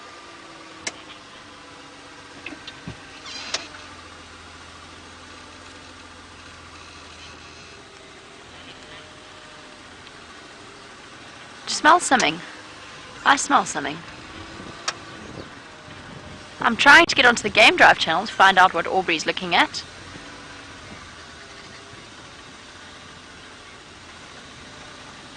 Oh. What did he see? This is where we had our martial eagle.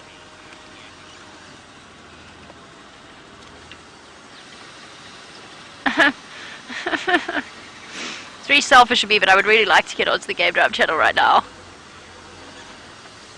Patience, patience. Right, sorry, Junior, the Nkuhuma male, was around when I first started working here with the Nkuhumas.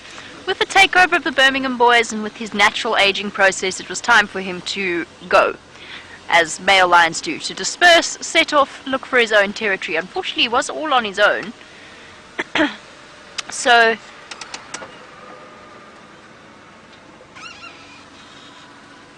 very bemused. What were they looking at? Yes, so it was time for him to disperse. I think this is where the marshal was. I'm wondering if it's not him somewhere. I don't see it. Too many things happening.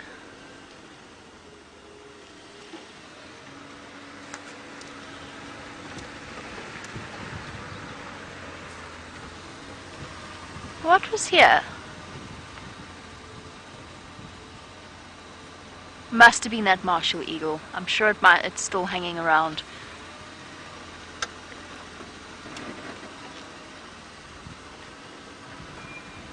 Oh my goodness! I'm just waiting for the opportunity to ask Aubrey. So Aubrey's come to help me look for Karula. Oh, that's quite nice. Something to look at while I wait for my turn on the Game Drive comms is a hoopoe. We've had some nice sightings of hoopoe recently. Whoop whoop.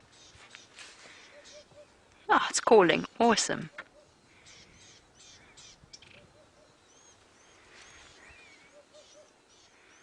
Whoop whoop.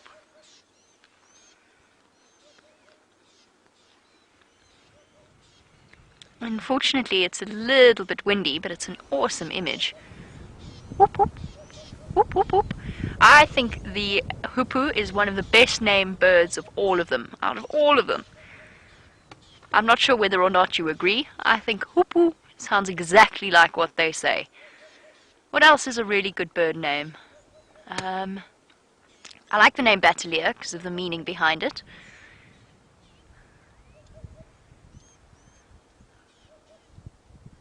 Definitely the hoopoe, one of the best bird names that we get out here. Or maybe they were looking at the Nyala. I'm not quite sure why. I mean, not why they were looking at the Nyala. Nyala are lovely. Why they would have been there. Determined to see if there's something here.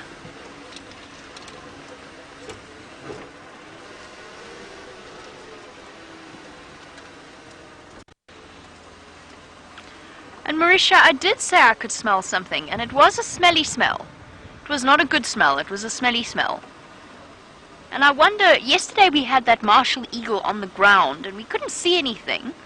But I wonder whether it wasn't the remains of a meal that it had managed to catch. I saw some Legovan or rock monitor tracks around there, and martial eagles regularly regularly catch monitor lizards, and I'm wondering if it wasn't that, but I don't know why he would have abandoned it. Oh my goodness, this is a popular road today. Here comes Rexon, everybody. Let us say hello to him.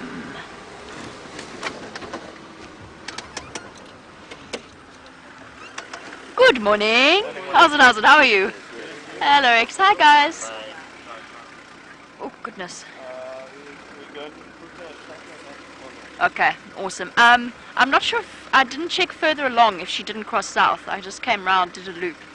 But I'll check around. Okay. Cheers, guys. Bye.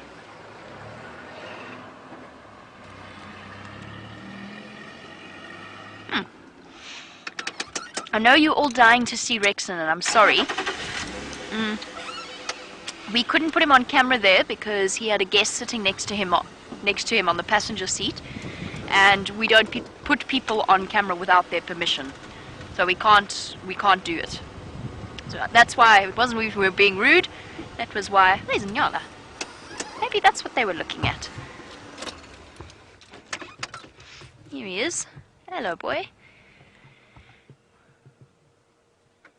There he goes. Okay. Well, the wonderful news is, as our Nyala disappears, Rex is going to pop a tracker on our tracks, on the tracks that we need. Of course, as you know, Rexon is exceptionally good at tracking things, and I think that his tracker is called Big Amos.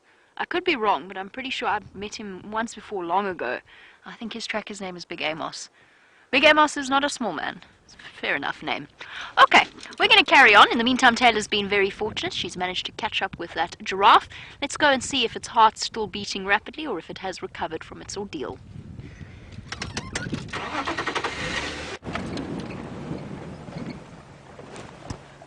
We have indeed caught up with our friend Giraffe. If you have a look just over there, he doesn't seem too bothered at all. And he's not far away from the lions. He's actually just moved now. He's only moved about 10 meters from where we left him earlier this morning. And he's now munching away. He was ruminating earlier. He's obviously now got some space for some new leaves. Hello, boy. I can't believe you're hanging around here, Mr. Giraffe. I thought that you would have booked it after those lions left you, after that female lioness left you alone. He's very calm. Maybe he's experienced a few lions in his life and he knows that they're all talk and no action. I don't know. Does anybody know if the Nkuhumas have ever brought down a giraffe before? Because it does take some skill and practice. I know in Namibia there are prides of lions there, only a few prides that are specialists in killing giraffe.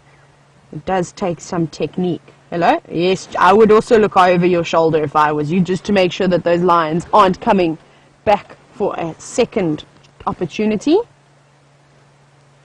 See, just having a little check, make sure they've got really good eyesight, being so tall they can see over the tops of the trees.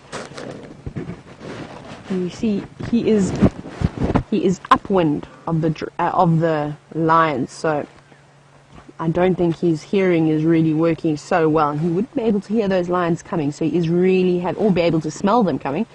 He's really having to just keep peeping over his shoulder.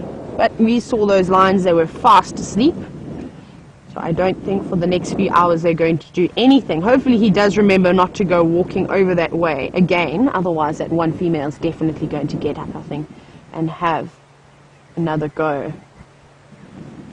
He's looking quite attentively though in the distance. Right, now he's chewing again.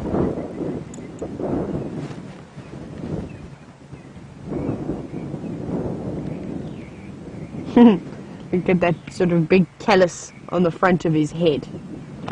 So yesterday I was telling you about how the giraffe, especially the male giraffe, get these calcium deposits on their head as they start to age. And that's also just to help protect their head. It's almost like a little bit of a helmet, because remember, they are swinging their necks around at other males when they're competing for females. So you need a little bit of added protection. It doesn't look like much, but think of it like a big 30-kilogram weight dangling from a rope.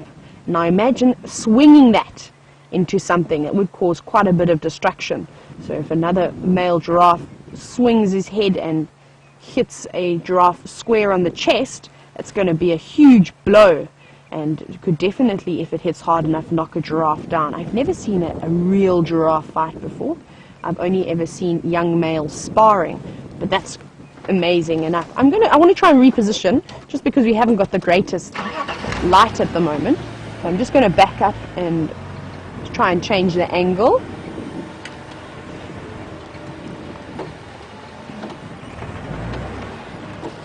Just going to poke my nose off the road just like this, just so that anyone who wants to come past, they can come past. There we go. I think that's a little bit better. A little bit, but we have got the sun behind us. But you can see how nice and dark he's going.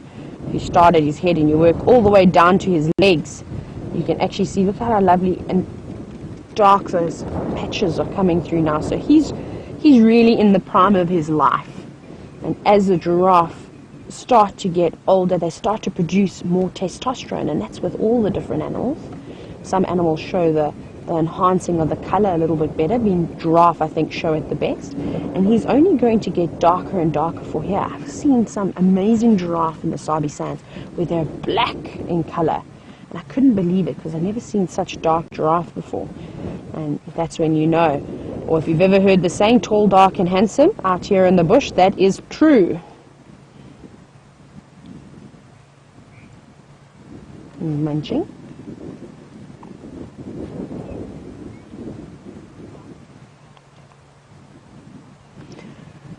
Sonia from Australia, g'day mate. I'm joking, I'm allowed to say that because I have an Australian passport. My entire family most of my family lives in Australia. So Sonia, I hope you're having a grand old day. And Sonia wants to know, how long do giraffe live for? They have a relatively long lifespan. They don't live more than about 28 years. Though I suppose there's an exception to every rule, but around there, anywhere between 25 and 28 years. So this bull, I would say he is in his late teens, early 20s. Just because I definitely think he's in the prime of his life at the moment, but he could still get a little bit darker in color. I don't think he'll get much taller. He's sort of at his absolute maximum height, but it's just the colors that can get a bit darker now. He doesn't have too many scars on him either, so I think he's been in a few arguments, but I think he is in fantastic condition, and he's healing quickly if he does get into any battles. But the real old male giraffe, the ones that have been around forever, I don't know if, Eggsy, if you can zoom into where his elbows and knees would be. Let's go to his front legs. Now, normally, over there, with a really, really old male, you actually see all this calloused skin forming around that joint in the front. And that's normally because their front legs take all the beating when they are fighting as well. So that's also it's something else you can look at to see how old boy is. That's why I say I think he's coming into the prime of his life now. Lovely young, or lovely strong boy.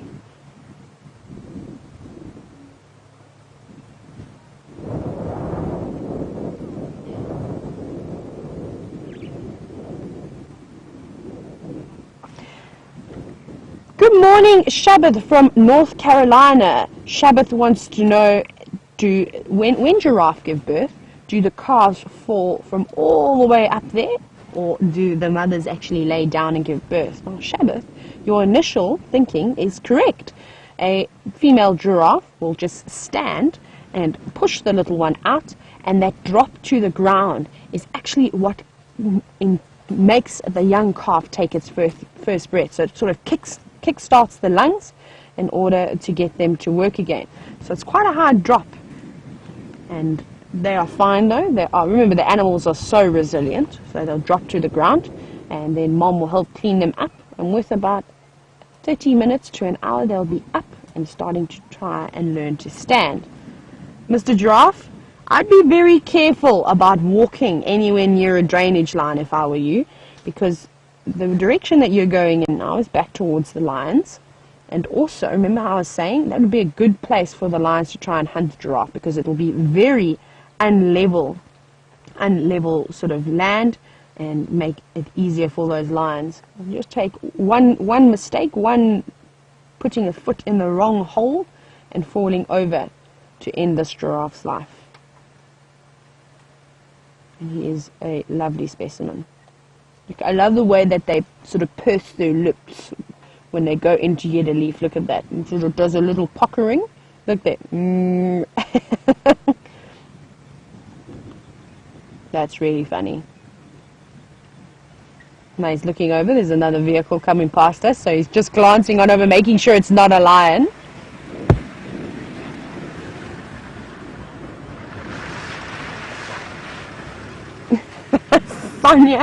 Sonia from Australia wants to know how long a giraffe's tongue is. Now everybody, like Jamie was chatting about this yesterday morning actually. We're not really seeing much of the tongue now, we're just seeing a little bit poking out. And I believe their tongues are around 40 centimeters.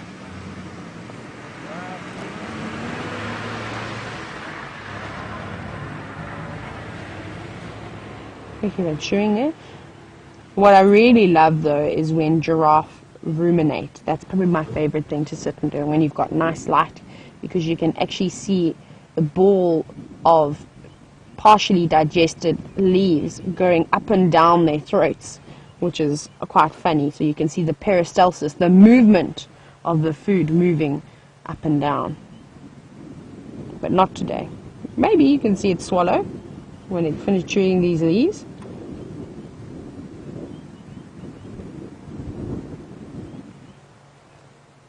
It's actually quite a pretty male giraffe.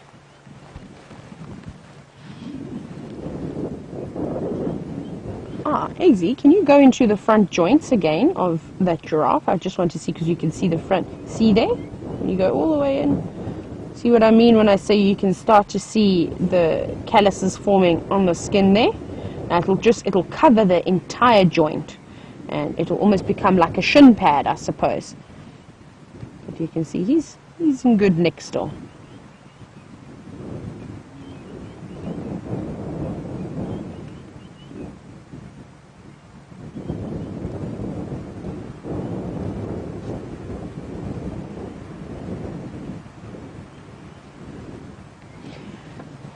Good morning, Bill. Bill wants to know if it's true if giraffe and mice have the same number of vertebrae in their neck. Now, Bill, I'm not sure how many vertebrae a mouse has. That's actually something I've never been asked before, so I'll have to look that up for you. However, I do know how many vertebrae a giraffe has in its neck, and it's actually exactly the same amount that we have in our neck. So there are 7 vertebrae in their neck. Can you believe it? However, they are just much larger than ours, as you can imagine. They are really, really big. It's something quite interesting to see. I'm not sure if we've got a giraffe vertebrae in the tent. Maybe we do. If we don't, we'll have to keep an eye out for one. See, this giraffe really isn't utilizing its tongue at the moment. This tree that it's feeding on doesn't have any thorns. So it's really just using its mouth, a little bit of its tongue, and pulling the leaves off. That tongue is very important when it starts feeding on a tree that's got lots of thorns. They need that tongue to try and get in between all the prickly bits. But now it's not necessary, so it's sort of taking a break. But Mr. Giraffe, your mother did not teach you any table manners. See how it is talking with its mouth open?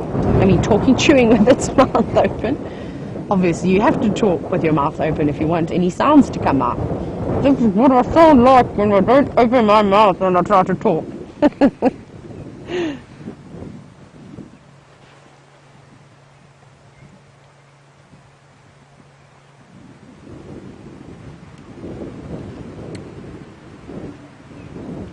Good morning, Justina. Justina, you're a new viewer. I hope you enjoyed the show this morning, and I hope we hear from you over the next few years. You must continue watching the show. So Justina wants to know, what are the horns on the giraffe's head made of? Now, Justina, they're not actually horns. The definition of a horn is a bony protrusion with a keratin coating around it, and the horn part mainly being the keratin. Now, there is no keratin on those little bony things coming out of their head, so that we call them ossicones, and it's really just bone that you're seeing there with skin and then hair coating on the outside. Maybe, Eggsy, let's have a look at the top of his little ossicones. We'll try and get in there.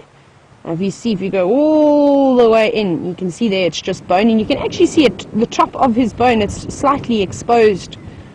Every now and then we can see it, but he's now hiding behind the tree. So normally the females have long tufts of hair covering that, but now with the males it's quite nice. You can see how it's exposed. See that? So it's all just bone. Thank you, that was awesome.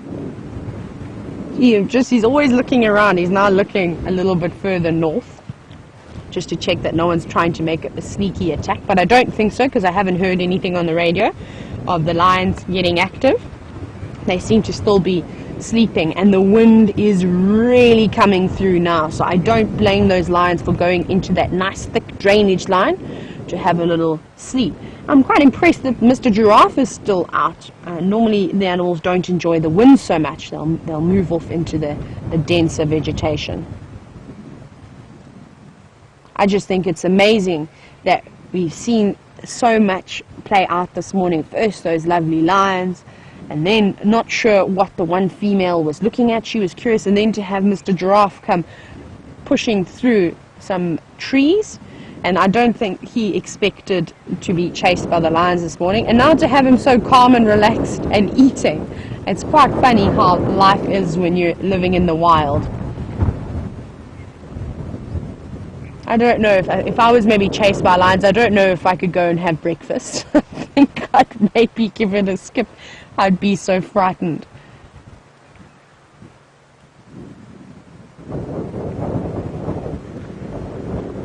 Absolutely having a grand old time. Oh, there we go. Look at that. Now you can see that tongue nicely. Mmm.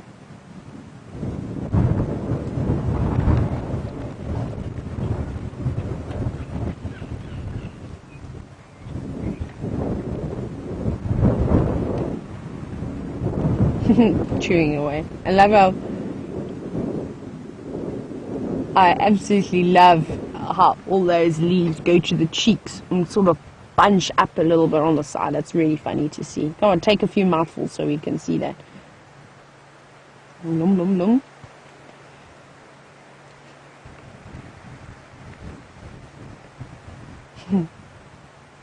No, can't get that piece in. Is that a bit tricky? Oh, no, it didn't like that. Maybe a few too many twigs.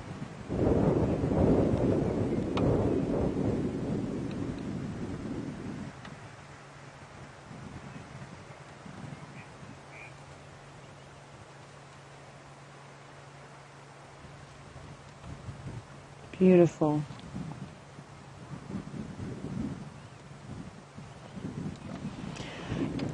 Aska wants to know how long a giraffe can go for without food and water.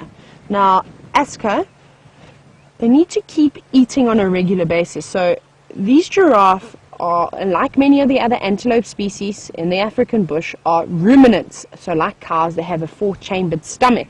So they need to try and eat all the time so that they can keep sort of digesting that food as it goes. See, their digestive system is really, really good.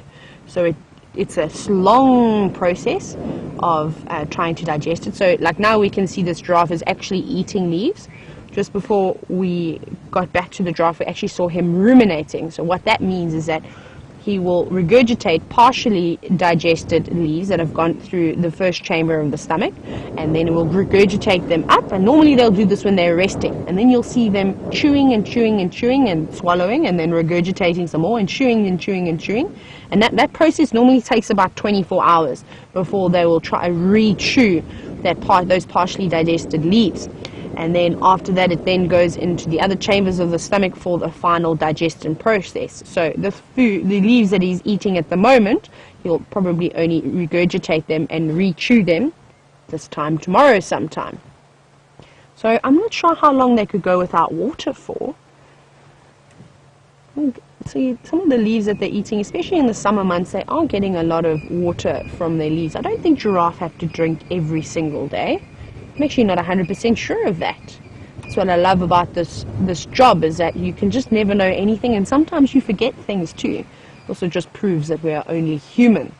So I'm not 100% sure on that question. I can just sort of give a few little points from what I've seen. So maybe they can go without water for a day or two, but they need to continuously keep eating. That's the most important thing, is that they spend their whole days eating. That's all the herbivores do, is they eat and eat and eat and eat. Very little resting involved. And there is also always food around for the giraffe and for the different animals too. Now at this time there might not be as much, and they might not have their favorite trees, but there is definitely still things for them to eat. Now, if you had to have a big fire or something come through this area and say burn all 8.5 million acres of land, then you may have a problem. Then there probably won't be any food for the animals. All the grass will be burnt, all the leaves will be burnt off the trees, depending on the extent of their fire. But for now, this giraffe doesn't have to worry about anything like that.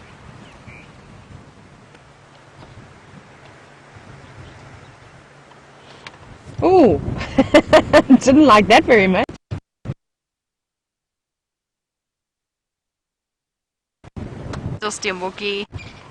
Sorry everyone, I got so distracted by watching that giraffe try and take that bunch of leaves out of its mouth.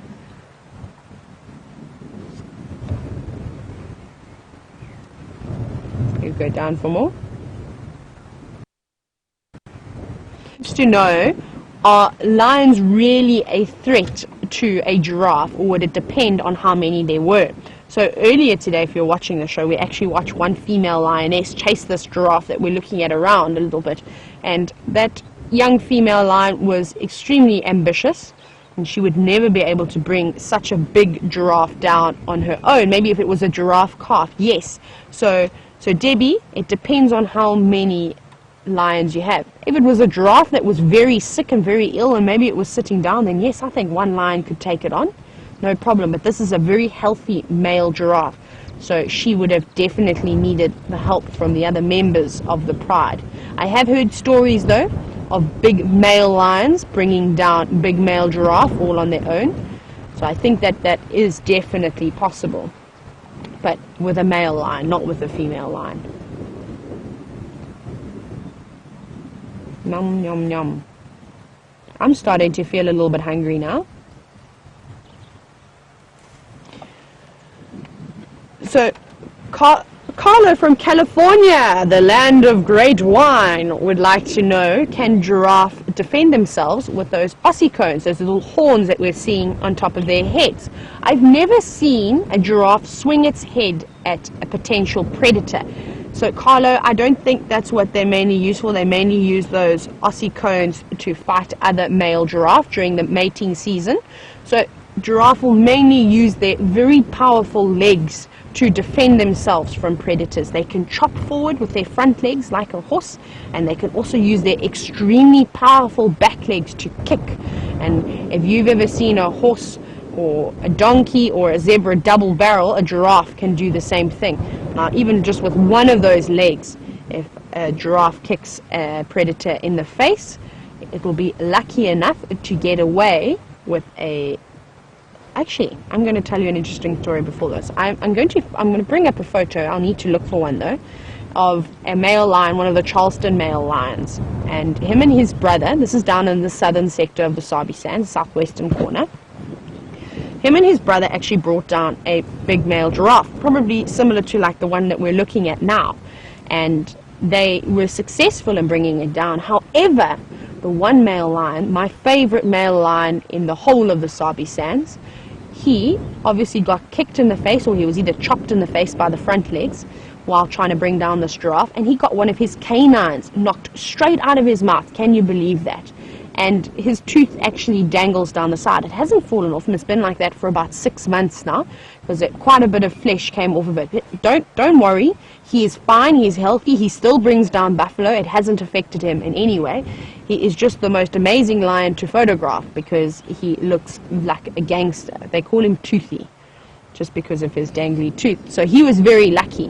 I think if it was any more of his foot on that poor lion's face, he probably would have got a broken jaw and then would have died from those injuries. I don't think you can come back from a broken jaw out in the bush, because you need to eat, you need to drink water. So he was extremely lucky. So if you ever get an opportunity to see the Charleston male lions, keep an eye out for the one with the canine that's dangling out of his mouth.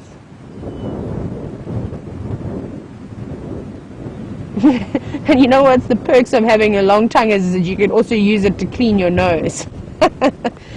Ugh, just got an image of that. I'm glad we don't do that.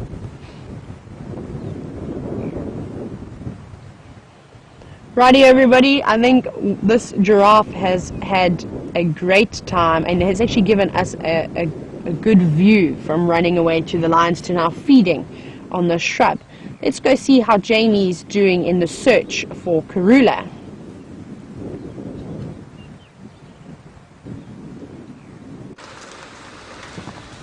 Well, since the moment that I discovered Karula's tracks, I've had my vehicle in low range and I'm trundling along at the slowest possible speed. I could walk faster than I'm going, and that's because I really don't want to miss any tracks.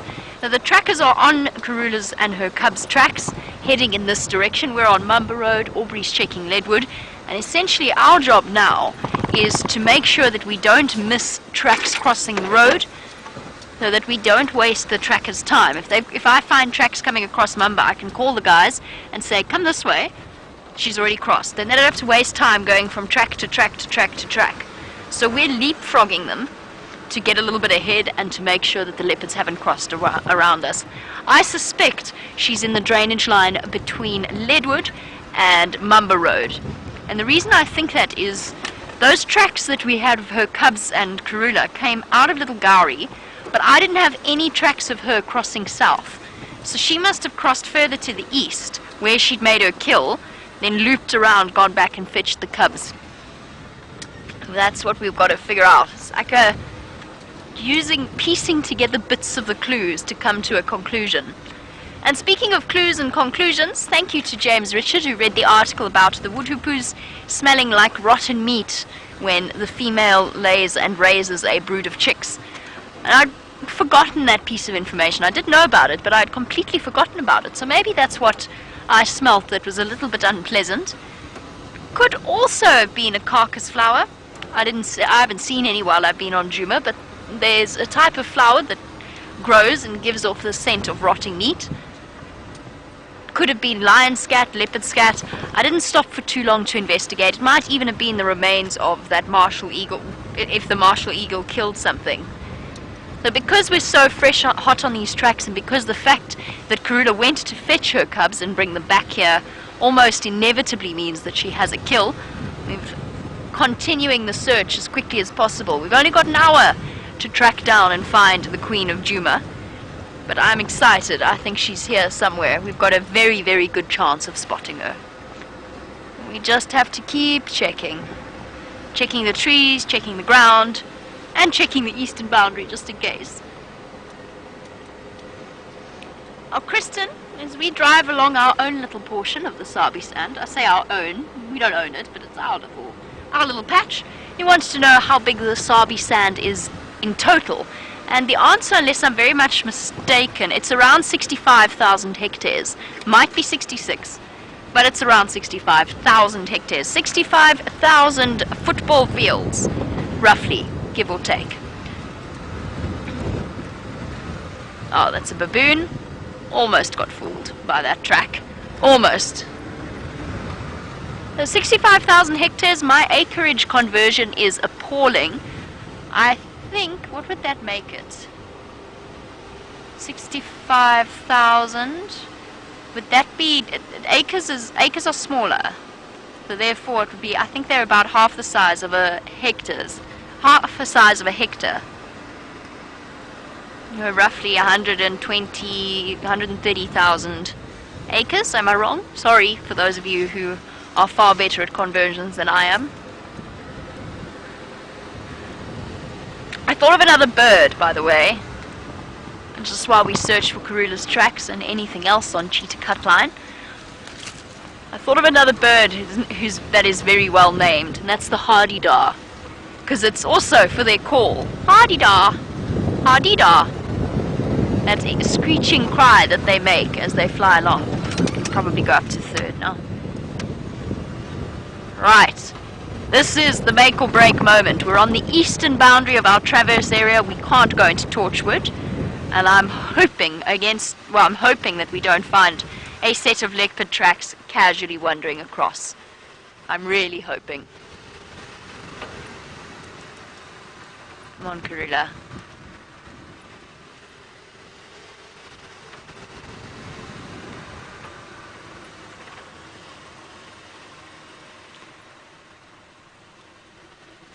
This morning when I went out on the sunrise safari, I was driving around Quarantine, and Louise, who is directing us today, Louise said to me it almost looks like a Mars landscape. It's so incredibly dry, and it does. I've never ever seen the bush look like this. Yes, it's the end of our dry season, so it always looks a bit dry, but nothing like this. And Snoop, you were wondering, when does it usually rain? You were saying it looks like a desert landscape, and that it's quite sad. And it is sad. It's unbelievably sad. It usually rains, our big rains usually come towards the end of October, sometimes even November. This year we're really hoping for early rains. We get the odd smattering in September and the beginning of October, but generally it's around the end of October that the proper rains kick in, and we get those afternoon thunderstorms. And the heat it's usually so nice in summer because it gets hot. Yes, it gets very hot. But the heat builds and builds, and then it breaks in the form of a thunderstorm, and there's lots of rain, and it gets all pretty and green. And I'm really hoping, because we didn't have that last year, I'm really hoping that this year is going to be different. Let's just keep going. I want to see where she crossed out to get those cubs. It might give us a better indication as to where to start looking. Let's try and figure this one out. I'm hoping Dave is betting on Monday. I said the 23rd of October. I wasn't nearly as optimistic. Brian said the 20th of September. That's not far away either. I'm just desperately hoping it will come. And of course it's not so much the lack of water, although that's, if we were not pumping the dams, then the animals, we wouldn't be seeing anything, I don't think. If we weren't pumping the dams, there would be no water here. But it's more about the lack of food. You do drive around and there's just nothing. Except for the predators, of course. The Nkuhumas abandoned that buffalo kill last night. They just left it. And as far as we can tell, there's no reason why they did. If they'd been under normal circumstances, they would have stayed and fed off it for a while. Maybe they were threatened by hyenas, and with the cubs they thought it was prudent. But it does just go to show that the predators are having, I wouldn't say it's a wonderful time, but they are definitely coming out on top of this drought. And then hunting a giraffe just because.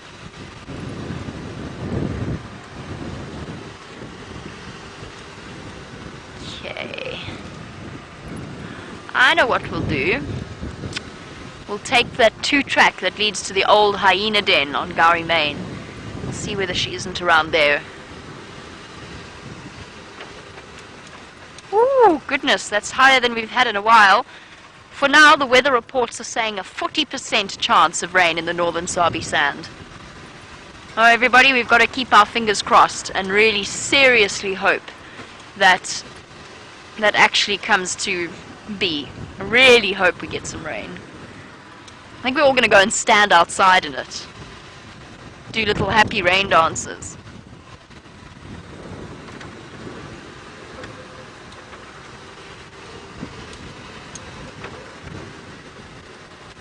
And now, something tells me they might have been found. Hold on a moment. Did I miss something on the game drive comms? How's the dwarfs? Hello everybody. They're taller than them. Yeah, just follow me. Okay. Because if we call, you know the guys... I know. I'm coming. Hey, orbs, you legend, you. I'll explain that conversation in a moment. Oh my goodness, he said follow me. Sounds like a challenge. As he races ahead. Oh, we better put ourselves out of low range. Let's try that again. They got them. Are we excited? Yes, we're excited.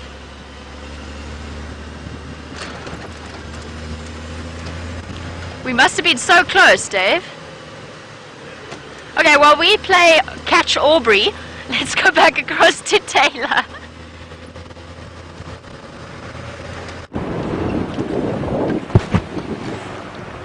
Well, everybody, I haven't got anything exciting to show you at the moment. I think we were so lucky this morning, and I am so happy with what we've seen today. It's incredible. So I'm just doing a bumble. I'm also learning the roads. We are on Savage's track at the moment, everybody, and I've looked on my map and it says I must take my next right. So I don't know where it's going to take me, but we'll find out while I slowly learn the northern Sabi Sands, which is interesting. But we haven't seen anything just yet, and the wind is now horrific, unfortunately. So I don't know how much more we're going to see this morning. Hopefully we get some zebras. That'll be nice. We love the zebra, especially after yesterday, though the zebra will have a hard challenge to try and top yesterday afternoon's sighting at Red Dam, because that was quite spectacular. Oh, we've got a little water buck. Let me go back quickly because that was a better view. Very well camouflaged. I don't know, can we see it through there? Or we've got lots of sticks and branches. But it's running away. Very young waterbuck calf. I don't know if I can see it. Let's see, I'm going to just switch off. Can you see it? Can you see it disappearing down there? No. So it's a, I don't know if you can see it through there, it's just slightly moving to the bottom right of your screen. You go, oh, were there two? Oh, maybe they've joined up to another one. Maybe it is mom and calf that I saw, because I thought I did see just another one as well. Okay, never to fear then. We can't really see them. Let's move on then. Seeing as this waterbuck does not want to be viewed, so we don't want to view the waterbuck then. Fine. You have a nice day. Let's carry on up a little bit further. I do see quite a few zebra tracks as well on the road. And possibly we're going to bump into some of the stripy animals. Right, what else do we have here? No birds. The birds are going to be all hiding now. Trying to keep out of this wind as well.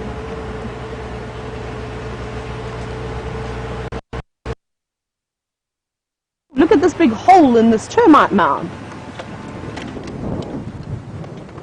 Can you see that? It's crazy. This is a really, really big termite mound. It's probably about 3 or 4 meters tall. Now, I'm not going to go up and look inside that termite mound because I don't want to be surprised by an animal. So that big burrow would have most likely been initially dug out by an animal called an aardvark, the elusive anteater, which we sometimes, if we're very lucky, get to see at night. And they actually feed on the termites that you'll find inside this mound. But they also will be used, these holes, these burrows will be utilized by other animals too. So something like a warthog will use a burrow like this, will come in and actually widen it slightly. And I didn't see any spider webs, so I can't see the sun catching any spider webs. So I think it could be an active little burrow. So I'm not willing to risk my life to see what was actually living inside there. But remember, if it was a warthog would actually reverse into that burrow, and so that it can face its predators with its tusks. Now, probably some of you are thinking it doesn't look very deep, but it's actually quite a steep entrance, and I could probably wiggle my way in. I think Jamie could probably crawl around quite easily inside this burrow. So remember, just while you're out in the bush, as inquisitive as you are and as excited as you may be and you want to go and investigate, be very careful, because you would not want a warthog or even an aardvark charging out at you. You could really get a serious injury from that, but nothing as of yet. Wouldn't surprise me actually if there were some warthogs inside something like that on a very chilly day today. I also want to go back to bed. Normally the days warm up. Everybody, I'm going to see you later. I'm not even going to ruin the surprise. I'm going to let Jamie have so much fun with Karula the Queen.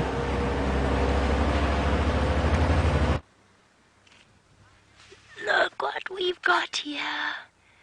Oh, that was very South African. Sorry. Look what we've got here. Munching away on a Dacre kill.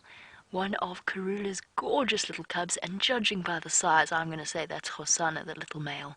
Oh, look how big you got. Whoopsie. How big they've got. Nearly tumbled out of the tree there. Oh, this is so awesome. This is absolutely fantastic. Hey, Dave, I said they'd be between the drainage of Leadwood and Mumba. Admittedly, they're, just off Leadwood. But still, this is absolutely wonderful. Look at it. Look at him repositioning the carcass. We can't get any closer right now. It's quite a tricky sighting. And Aubrey and Rex, who were the ones responsible for finding it, their trackers, are currently taking prime position, which is only fair in this sighting. Oh, this is so wonderful. Oh, you're going to drop it, mister. You are going to drop it. You're strong, but not that strong. Jamie can't get it back into the tree.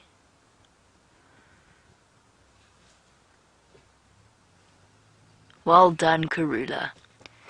She was successful after all.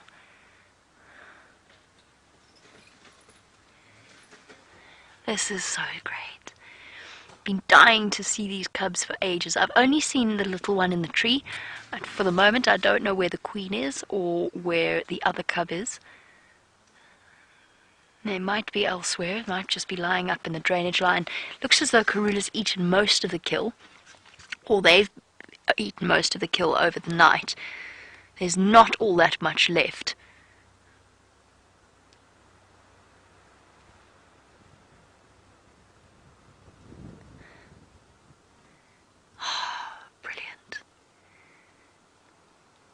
Well done, Karula. When we saw her yesterday, she was desperately hunting, looking incredibly hungry. And now she's managed to provide for herself and her 2 7.5-month-old cubs. For new viewers, I would like to introduce you to the royal family, as James calls them. Karula, the Queen of Djuma, somewhere at the base of the tree, presumably. And correct me if I'm wrong, I think this is the little male. She's got 2 cubs, 1 male and 1 female. Hosana, the male, and Xongile, the little female. It's gonna go. You're gonna drop that out of the tree.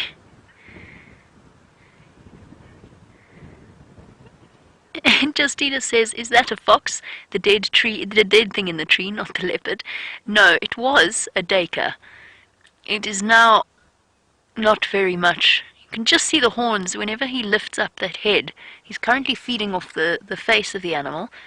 So you've got the jaw and the nose there. It's always a little bit macabre, these sightings, so apologies if you've got a little bit of a squeamish stomach. Oh, there we go. You can I don't know if you could see there the horns of the dacre.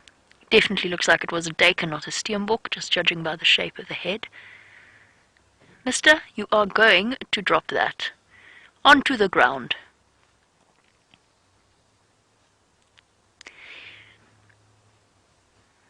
There we go. So, it all went according to plan, didn't it, today?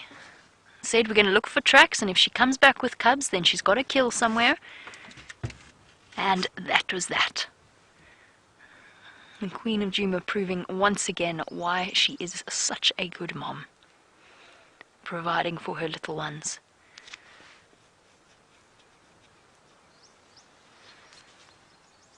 Too cool.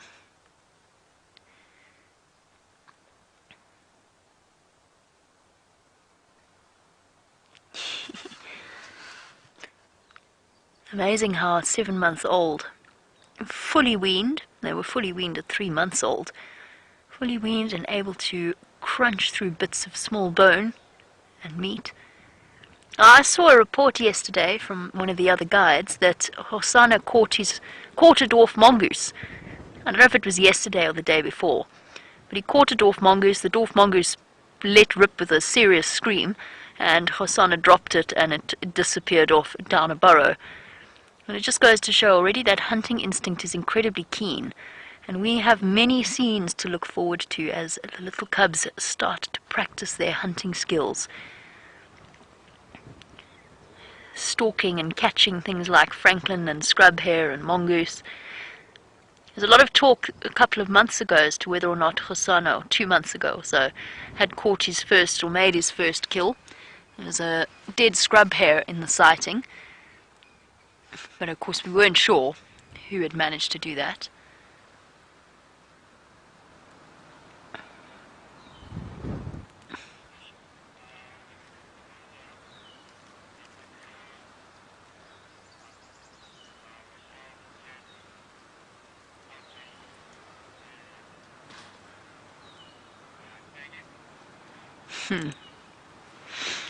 Now hopefully we don't have limited time with these cubs. There are obviously going to be lots of vehicles.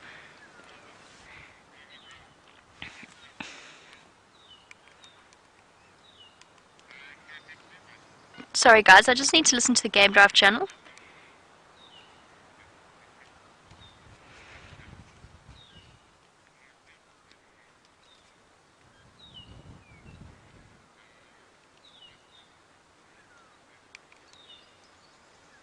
I'm just waiting for my opportunity to chat.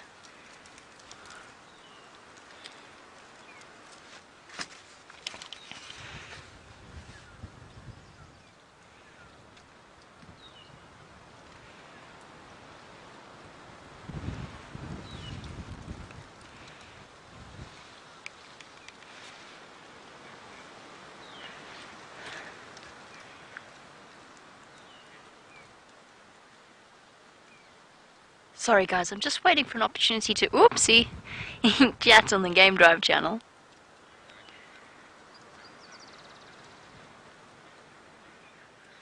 Okay, let's reposition. I think we can now.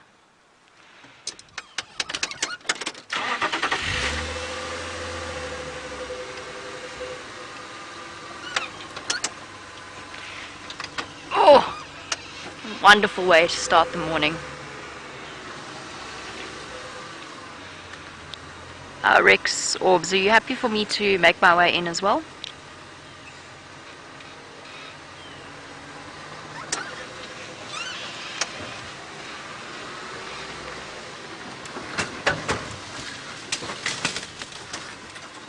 Copy, thanks.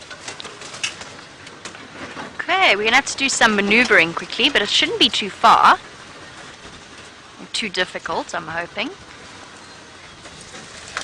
Just want to make sure that Xongile is not... Ow! Sore!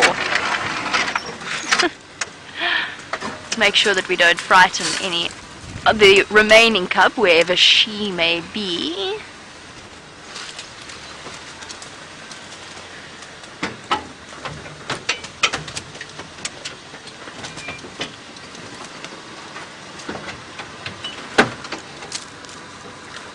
Check carefully.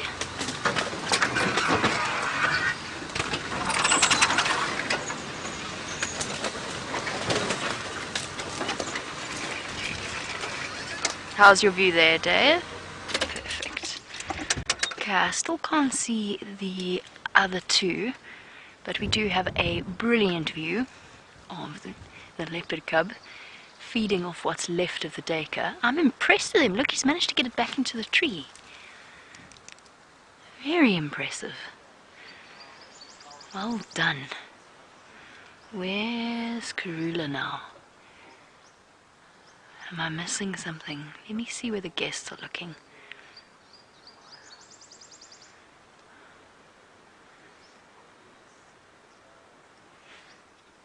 Oh well. We'll settle with our view for now. They must be further into the drainage line. Two very well-fed leopard cubs.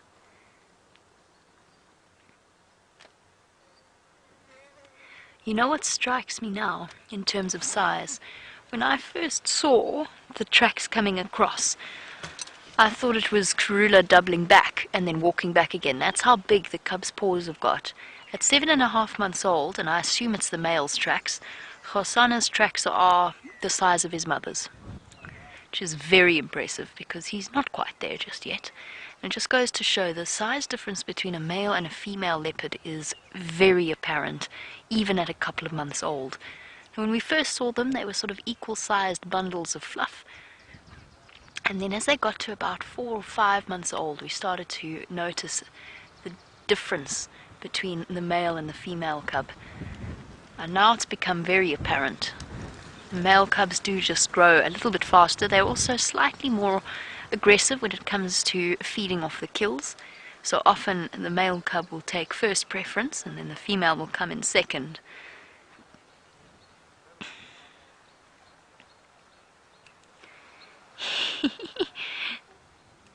This is all very complicated up here, isn't it, mister?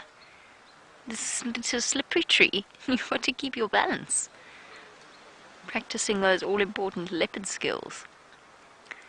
Now, James Richard, you were wondering at what age a leopard is no longer described as a cub.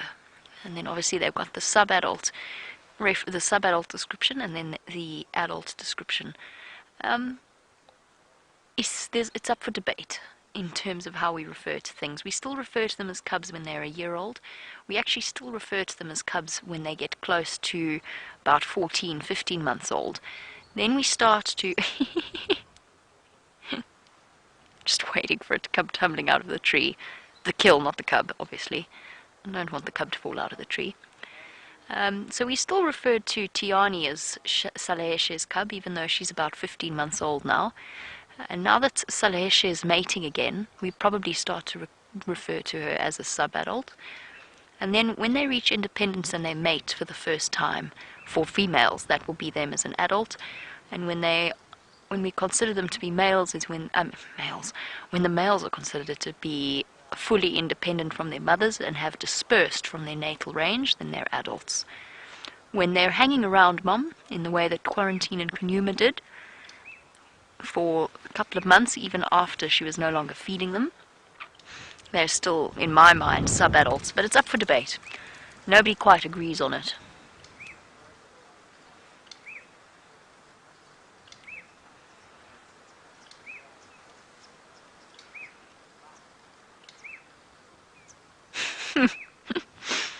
This is a very complicated procedure.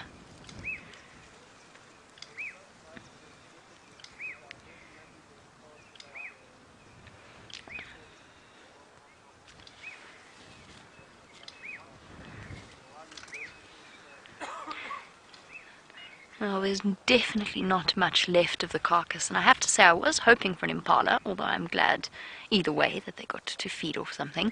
Remay, you wanted to know, would a Dacre feed all 3 leopards with full bellies? No, not really.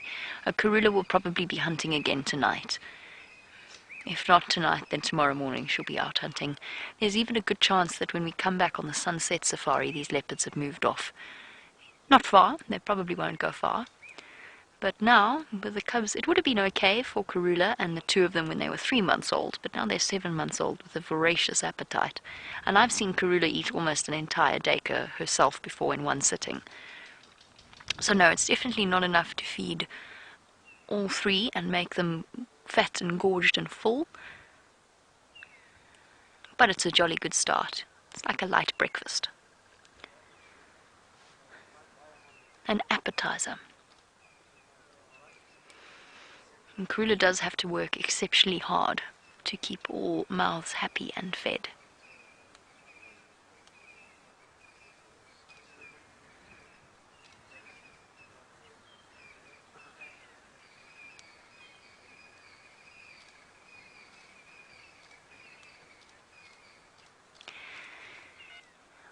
We are watching as our leopard cub, in a rather macabre way, finishes off what's left of this Dacre.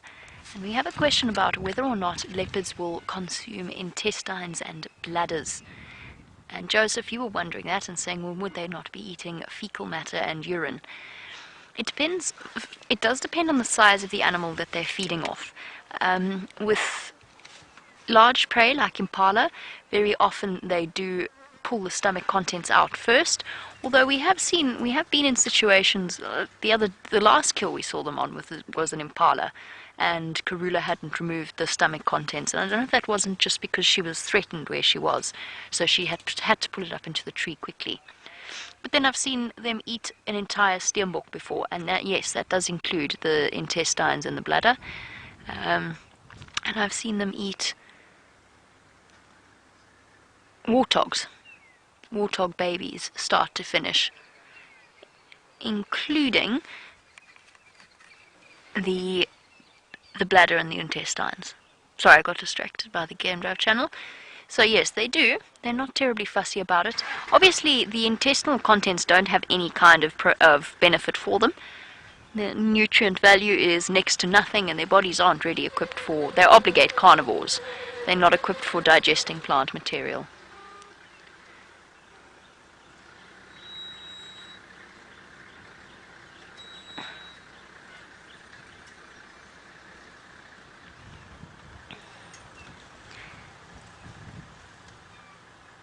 They're also not adverse to eating rotten meat. Obviously, their digestive systems are much tougher than ours and equipped to deal with things like uric acid, and the stomach contents are of no value, but the actual lining of the stomach and the actual lining of the intestines can have some nutrient value for them, especially the oopsie.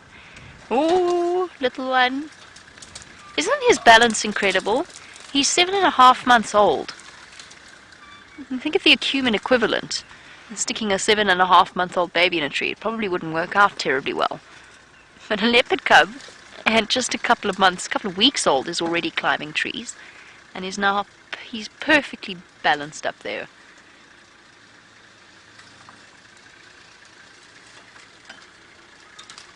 I wonder where the other little trouble is. I'm still desperately seeking. I think she must be... She must be closer towards the drainage. And we're just going to patiently wait our turn. So there we go. a day, less than a day of searching actually, and we finally caught up with the royal family. And we finally have the cubs back on Djuma once again.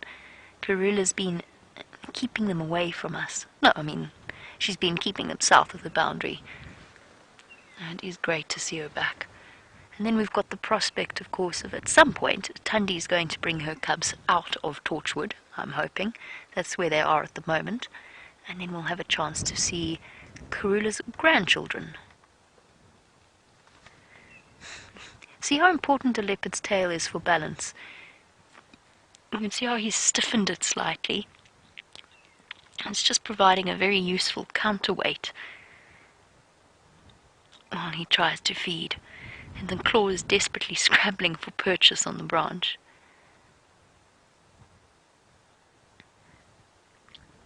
I keep saying he. Honestly, I'm not 100% sure, but I think it is him.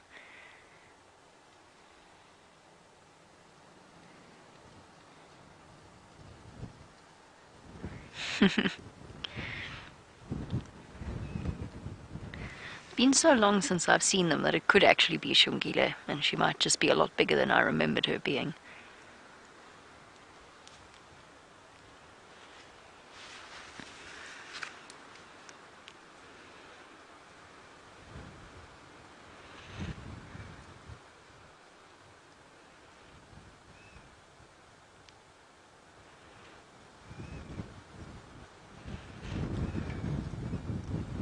Sure, it's getting windier and windier.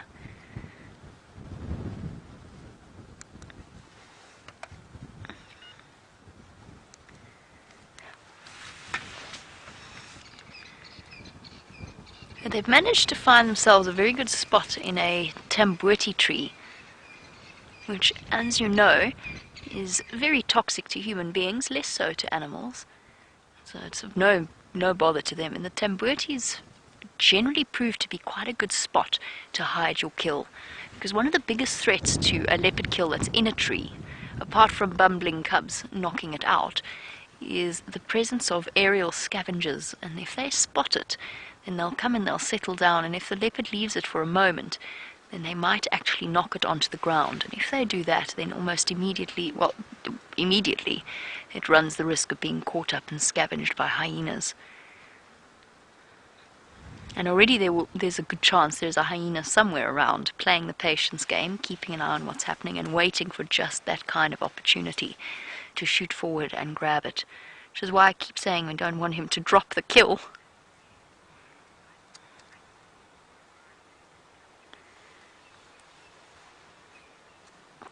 Anna Marie, you were wondering if perhaps the hyenas might be around to scavenge parts of the kill. I haven't seen any, but they're usually quite quick off the marks, hyenas. So there's a chance that there's one wandering around. The thing is, at this point, these cubs are so wise to the ways of hyenas. At this age, with their speed and agility and their tree climbing skills, if you think, we probably see one out of every, what would we guess? We maybe see one out of every 20 kills? That might be an accurate reflection. Karula's catching things all the time and feeding the cubs. They would have had lots of encounters with things like hyenas. That's why I wasn't too worried. I mean, it was a bit of a worry initially, but I wasn't too worried when the wild dogs came into the sighting a couple of weeks ago. Just because I know that these cubs now have the natural instinct and the speed and the reflexes to get out of harm's way as quickly as possible. And for the most part now, there'll be a sort of a wary truce between leopard cubs of this age and hyenas, as long as they don't do anything silly. The biggest risk now to these cubs is if they get overly curious and overly playful and venture a bit too close, get a bit too cocky. I have a feeling that Karula instills sense into her cubs.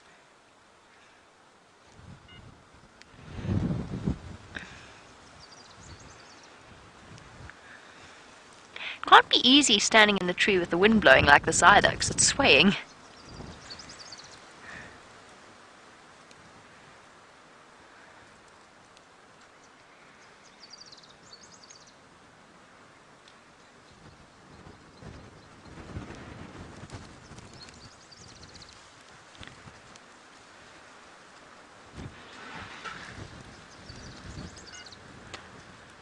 I started by mentioning that with the young male cubs, they seem to be slightly more aggressive in terms of their turn to feed at the carcass.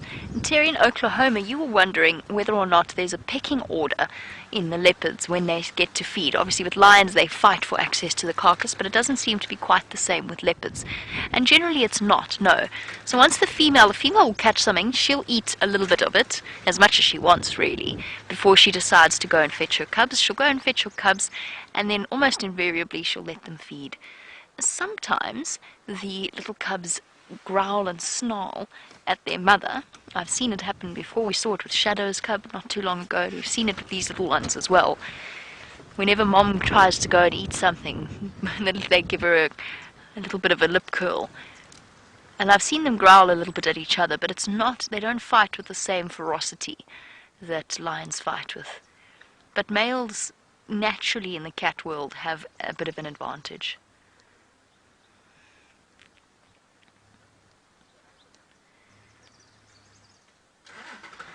And in terms of hierarchy, let's say we have a situation, let's now include adult male leopards in it. The adult male leopard absolutely takes top spot. We saw it with Tingana. When he stole Karula's kill, he went straight up into the tree. Sometimes they share if it's a nice big kill. They're not too bothered about it, and we actually saw that with Mbula and Sindile as well. Leopards are curious creatures. They're solitary for the most part, and not terribly bothered by the idea of another leopard's company, but sometimes we do just find them together, and I think it's a product of characters. Mbula's been reported many times sharing kills with Quarantine. Tingana often comes and steals most of Karula's kills, but shares it with the cubs as well. Oh, where are we going? Oopsie. Aha! We're going to see a descent now, and perhaps he'll give away where Mom is. Careful! Oopsie daisy. I think this is the little girl. I think I'm wrong. I think it was a little female. This is awesome. Careful, girl.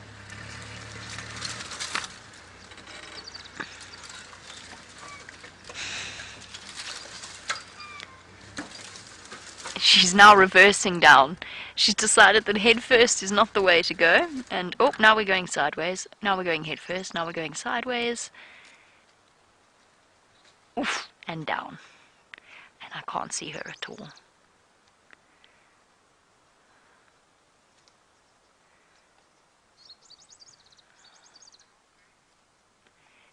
Beautifully done. Okay, we're going to sit here and wait for our chance to get into a different position. At the moment, obviously, we can't see the leopards at all. While we do that, let's go across to Tayla, who has found one of her favorite animals.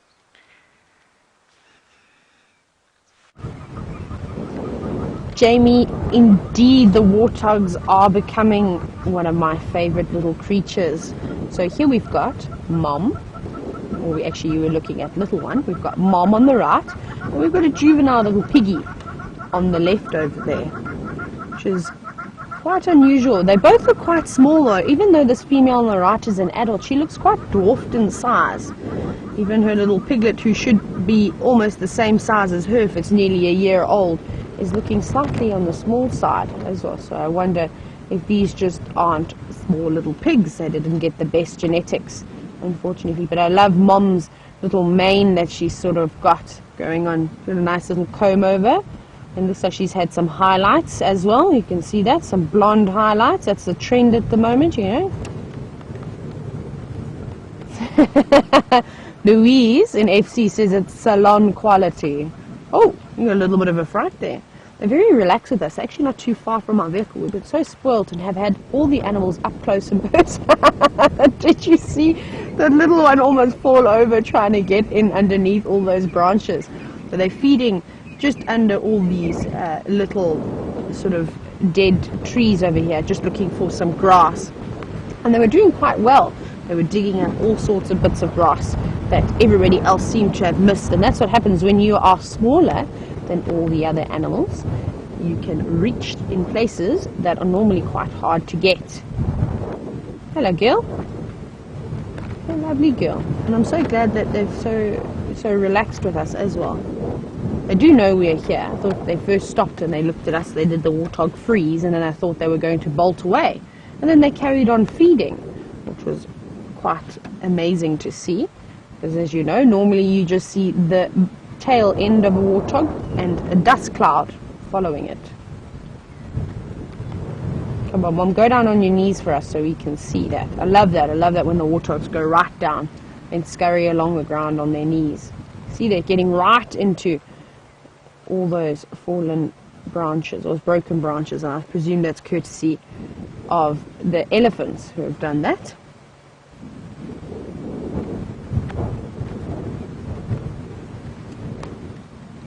Oh, going to the toilet. Good morning, Elaine. Elaine wants to know, if we think that the animals could stand another year of drought. Now, Elaine, these are obviously just my opinions, of course. Would make for actually a great discussion around breakfast. I don't think they would.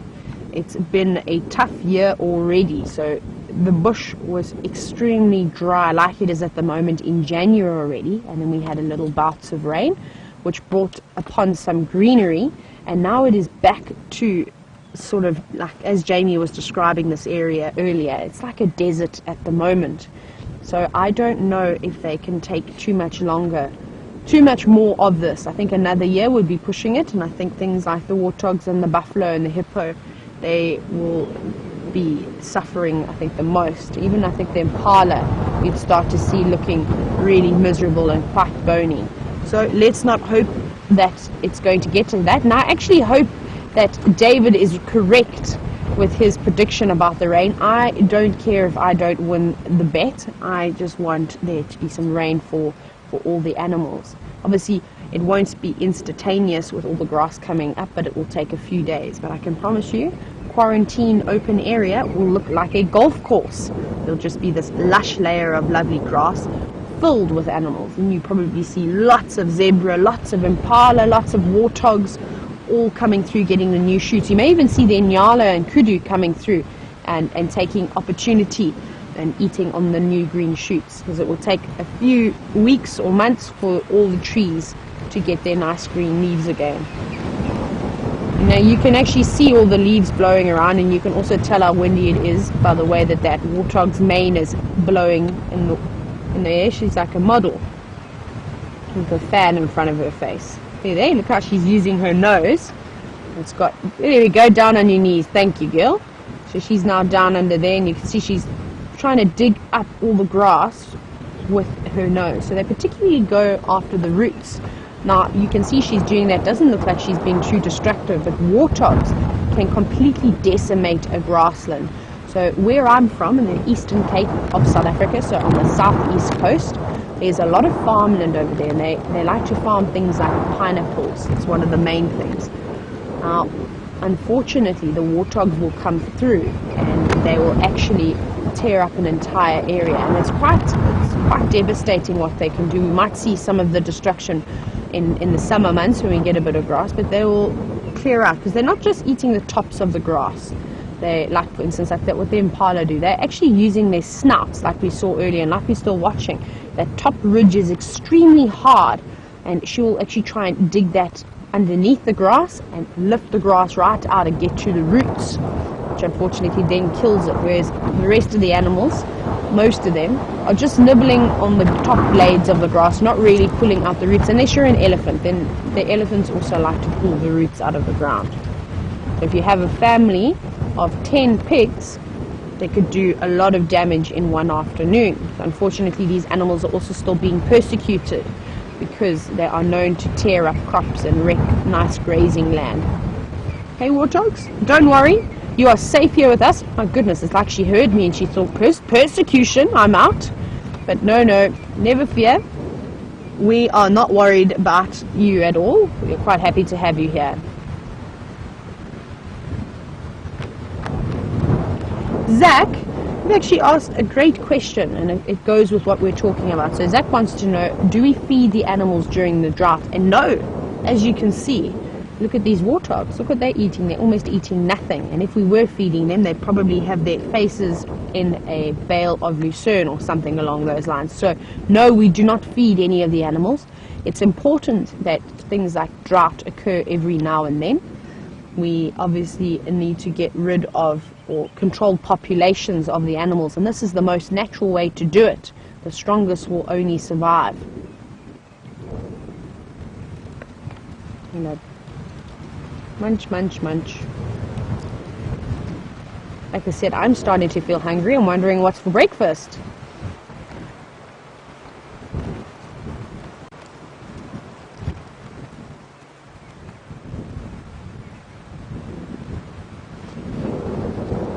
Xongile wants to know, well, she said, and I must say, you've just mentioned something that I didn't even know. So you just told us that animals like dolphins can't tell the difference between whether they're thirsty or hungry. Now, I didn't even know that. I don't know too much, unfortunately, about the marine mammals living in where we are at the moment. We're quite far from an ocean, and Xongile wants to know, are there any animals that don't know whether they're thirsty or hungry? And I'm not sure of that. I don't know, how do they test something like that? Like, that's quite bizarre to me, because I don't know how many people can speak the language of the animals and can tell, and how you would even do an experiment like that. So unfortunately, I don't even know how to answer that question. So you have absolutely stumped me. But if you can think of a reason, please let us know if anybody else has any idea. I'd love to hear from you. Otherwise, I'm going to have to try and research that a little bit later. And hopefully that question pops up again, and I'll be able to answer it with a response. I've got a lot of researching to do this afternoon, which is great. I love to learn, and I always add things to my trusty notebook. So I need to do some research about those lunar moths, because those are just unbelievable. Like I said, I've only ever heard of them and seen pictures of them, but I've never actually seen one in real life myself. See how those warthogs are now slowly moving off. They're giving us a great show. On their knees again. They found another patch of some dry grass that they could possibly dig out. There we go.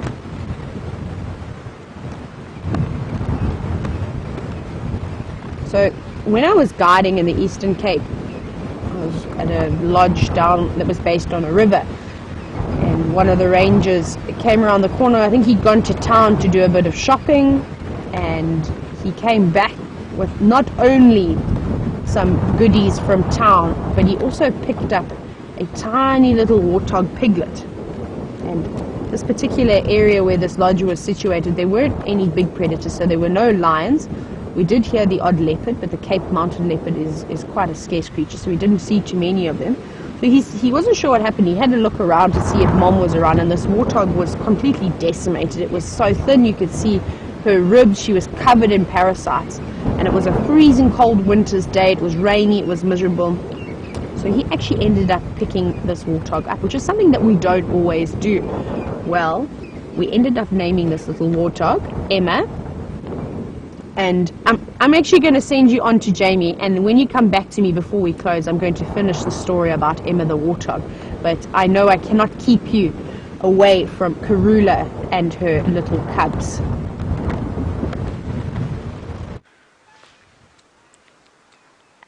And the wonderful news is that we have managed to reposition. We've got Karula. We were right, by the way. It was Hosana up in the tree. There he is now. He's resting next to Mom, giving himself a little bit of a clean. And then young Xongile is up in the tree taking her turn to snack on the daycare. There she is. Noticeable size difference. I know it's difficult for us to see, but that is her. Can only be. And it's now her turn to have a little bit of breakfast now that her brother has finished with it. Well done, Karula. And it is just so wonderful to see these cubs again. The joy of Safari Live, I think, is to get to watch little cubs like these grow up and see the changes, if not day by day, then certainly week by week and month by month.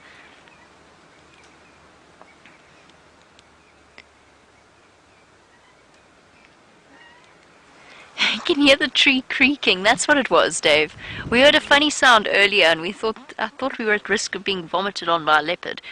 There was some funny squeaking sound, and then we realized that it's actually the trees creaking and blowing in the wind.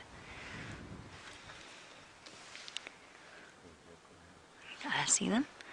Okay, we might have to move at some point to give up our good view for yours, who hasn't had a chance to see the sighting. We'll just enjoy the spot for a moment more, and then I'm going to pull forward a little bit so that he can come and join us. Can't monopolize the best view in the house now, can we? But we waited our turn for it, so we'll enjoy it for a little longer.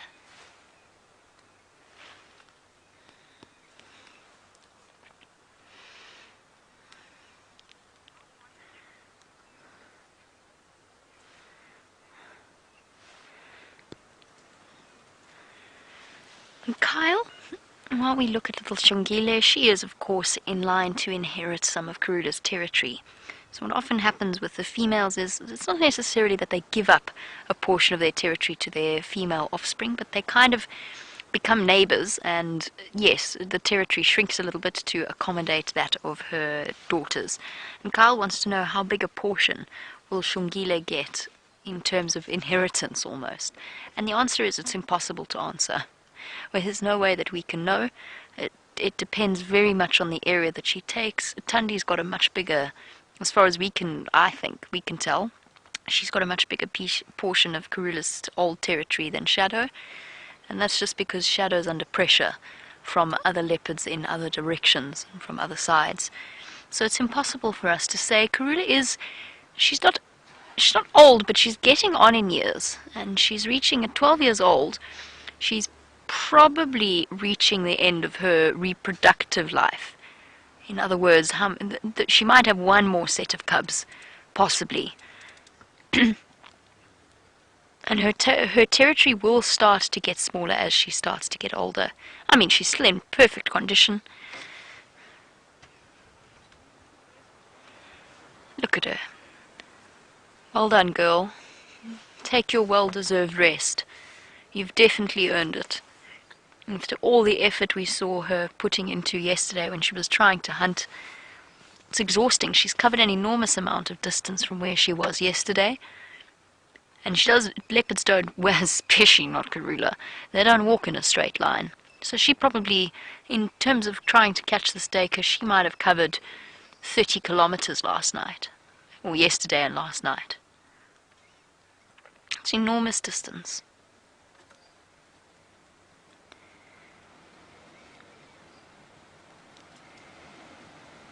So she's definitely earned that nap. Little Hosana is busy giving himself a thorough wash. He must be feeling quite tired as well. He had to do all that balancing on the top of the tree.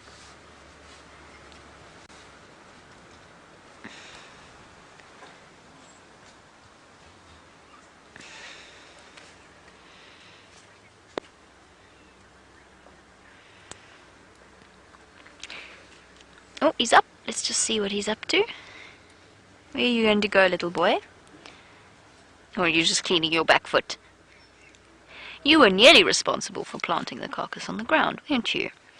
Now, Liz, in Australia, you wanted to know, will leopards, when they're finished with the carcass, leave it in the tree or drop it to the ground?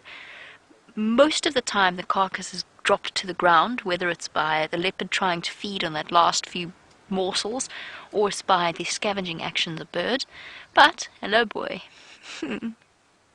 Oh, screenshot opportunity. Beautiful. Beautiful boy. But, that being said, there are still kills left in trees. Leopards don't deliberately dump them. So there are still... Look at him looking up at his sister. He's so gorgeous. There's a daker kill in a jackalberry not far from here that's been there for months. They don't deliberately remove it. I'm thinking about going and taking more from his sister. I do need to reposition so that we can make space.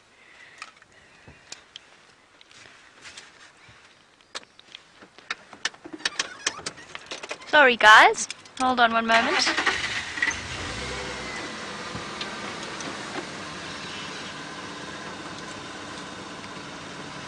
So while we reposition, let's head across to Tayla for the last few moments of our sunrise safari. So our pigs have not gone anywhere, can you believe it? They're being so well behaved. Now I very quickly want to finish my story with you about Emma the warthog, and I'll try and find a photo to show you later as well. So anyway, Emma ended up growing up and she lived around the lodge, and I think that all the guests that came through ended up preferring Emma to any of their rangers. She was the star of the show. So what happened with Emma was, though, she obviously grew quite big. She was eating a lot of vegetables and things like that, so I think she was probably eating a little bit more than what she should have, because even at 6 months she was larger than that female we've just been watching now. Now, as you can imagine, she became very, very naughty, and we tried to discipline her to the best of our ability, though it's hard to discipline a wild animal. And one of the other rangers, Wayne, always used to keep her in a room, because one afternoon we saw a caracal coming through, actually going straight towards our accommodation where we stay, and we knew straight away this caracal was obviously after this pig. So he decided to start keeping her in a room, and eventually we built a really nice enclosure for her that she could stick in when we were out on safari. So I was telling you quickly, one day I came back and I saw that Wayne's door was open a little bit in his room, and I thought, oh, monkeys. Anyway, and I went to go and close it because he wasn't back. Quickly had a look. It was not monkeys, it was Emma the warthog. And as I walked into his room, I saw Emma on his bed, using the bathroom on his bed. I saw his TV was completely tipped over on the floor, his computer on the floor as well, and every single item of clothing had been pulled out of the cupboards. Well, I didn't know what to do, so I just closed the door, shut it, and went away. It was hysterical, and that was only the start of Emma's and her mischievousness. She was very naughty. So that's one of my little Emma stories, but I hope you've enjoyed the wonderful show today. I just wanted to say a wonderful thank you to all of you. It was amazing experiencing everything that we did today. So cheers from me, and I'll see you this afternoon on the Sunset Safari. And I know that Eggsy wants to say goodbye too. There we go, a little hand. So have a wonderful morning, and I think we'll have one last look at the little warthogs, and then I'm sure you're going to enjoy saying or having the last few moments of the show spent with Jamie and Karula and her cubs.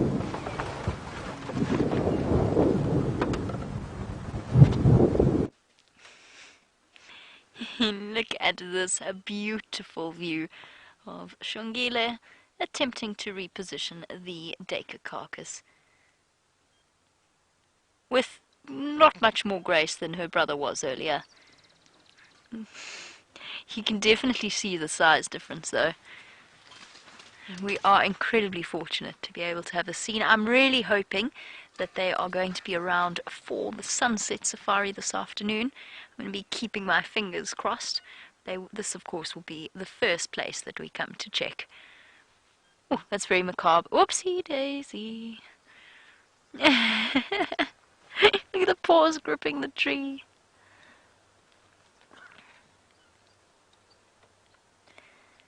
This is so cool.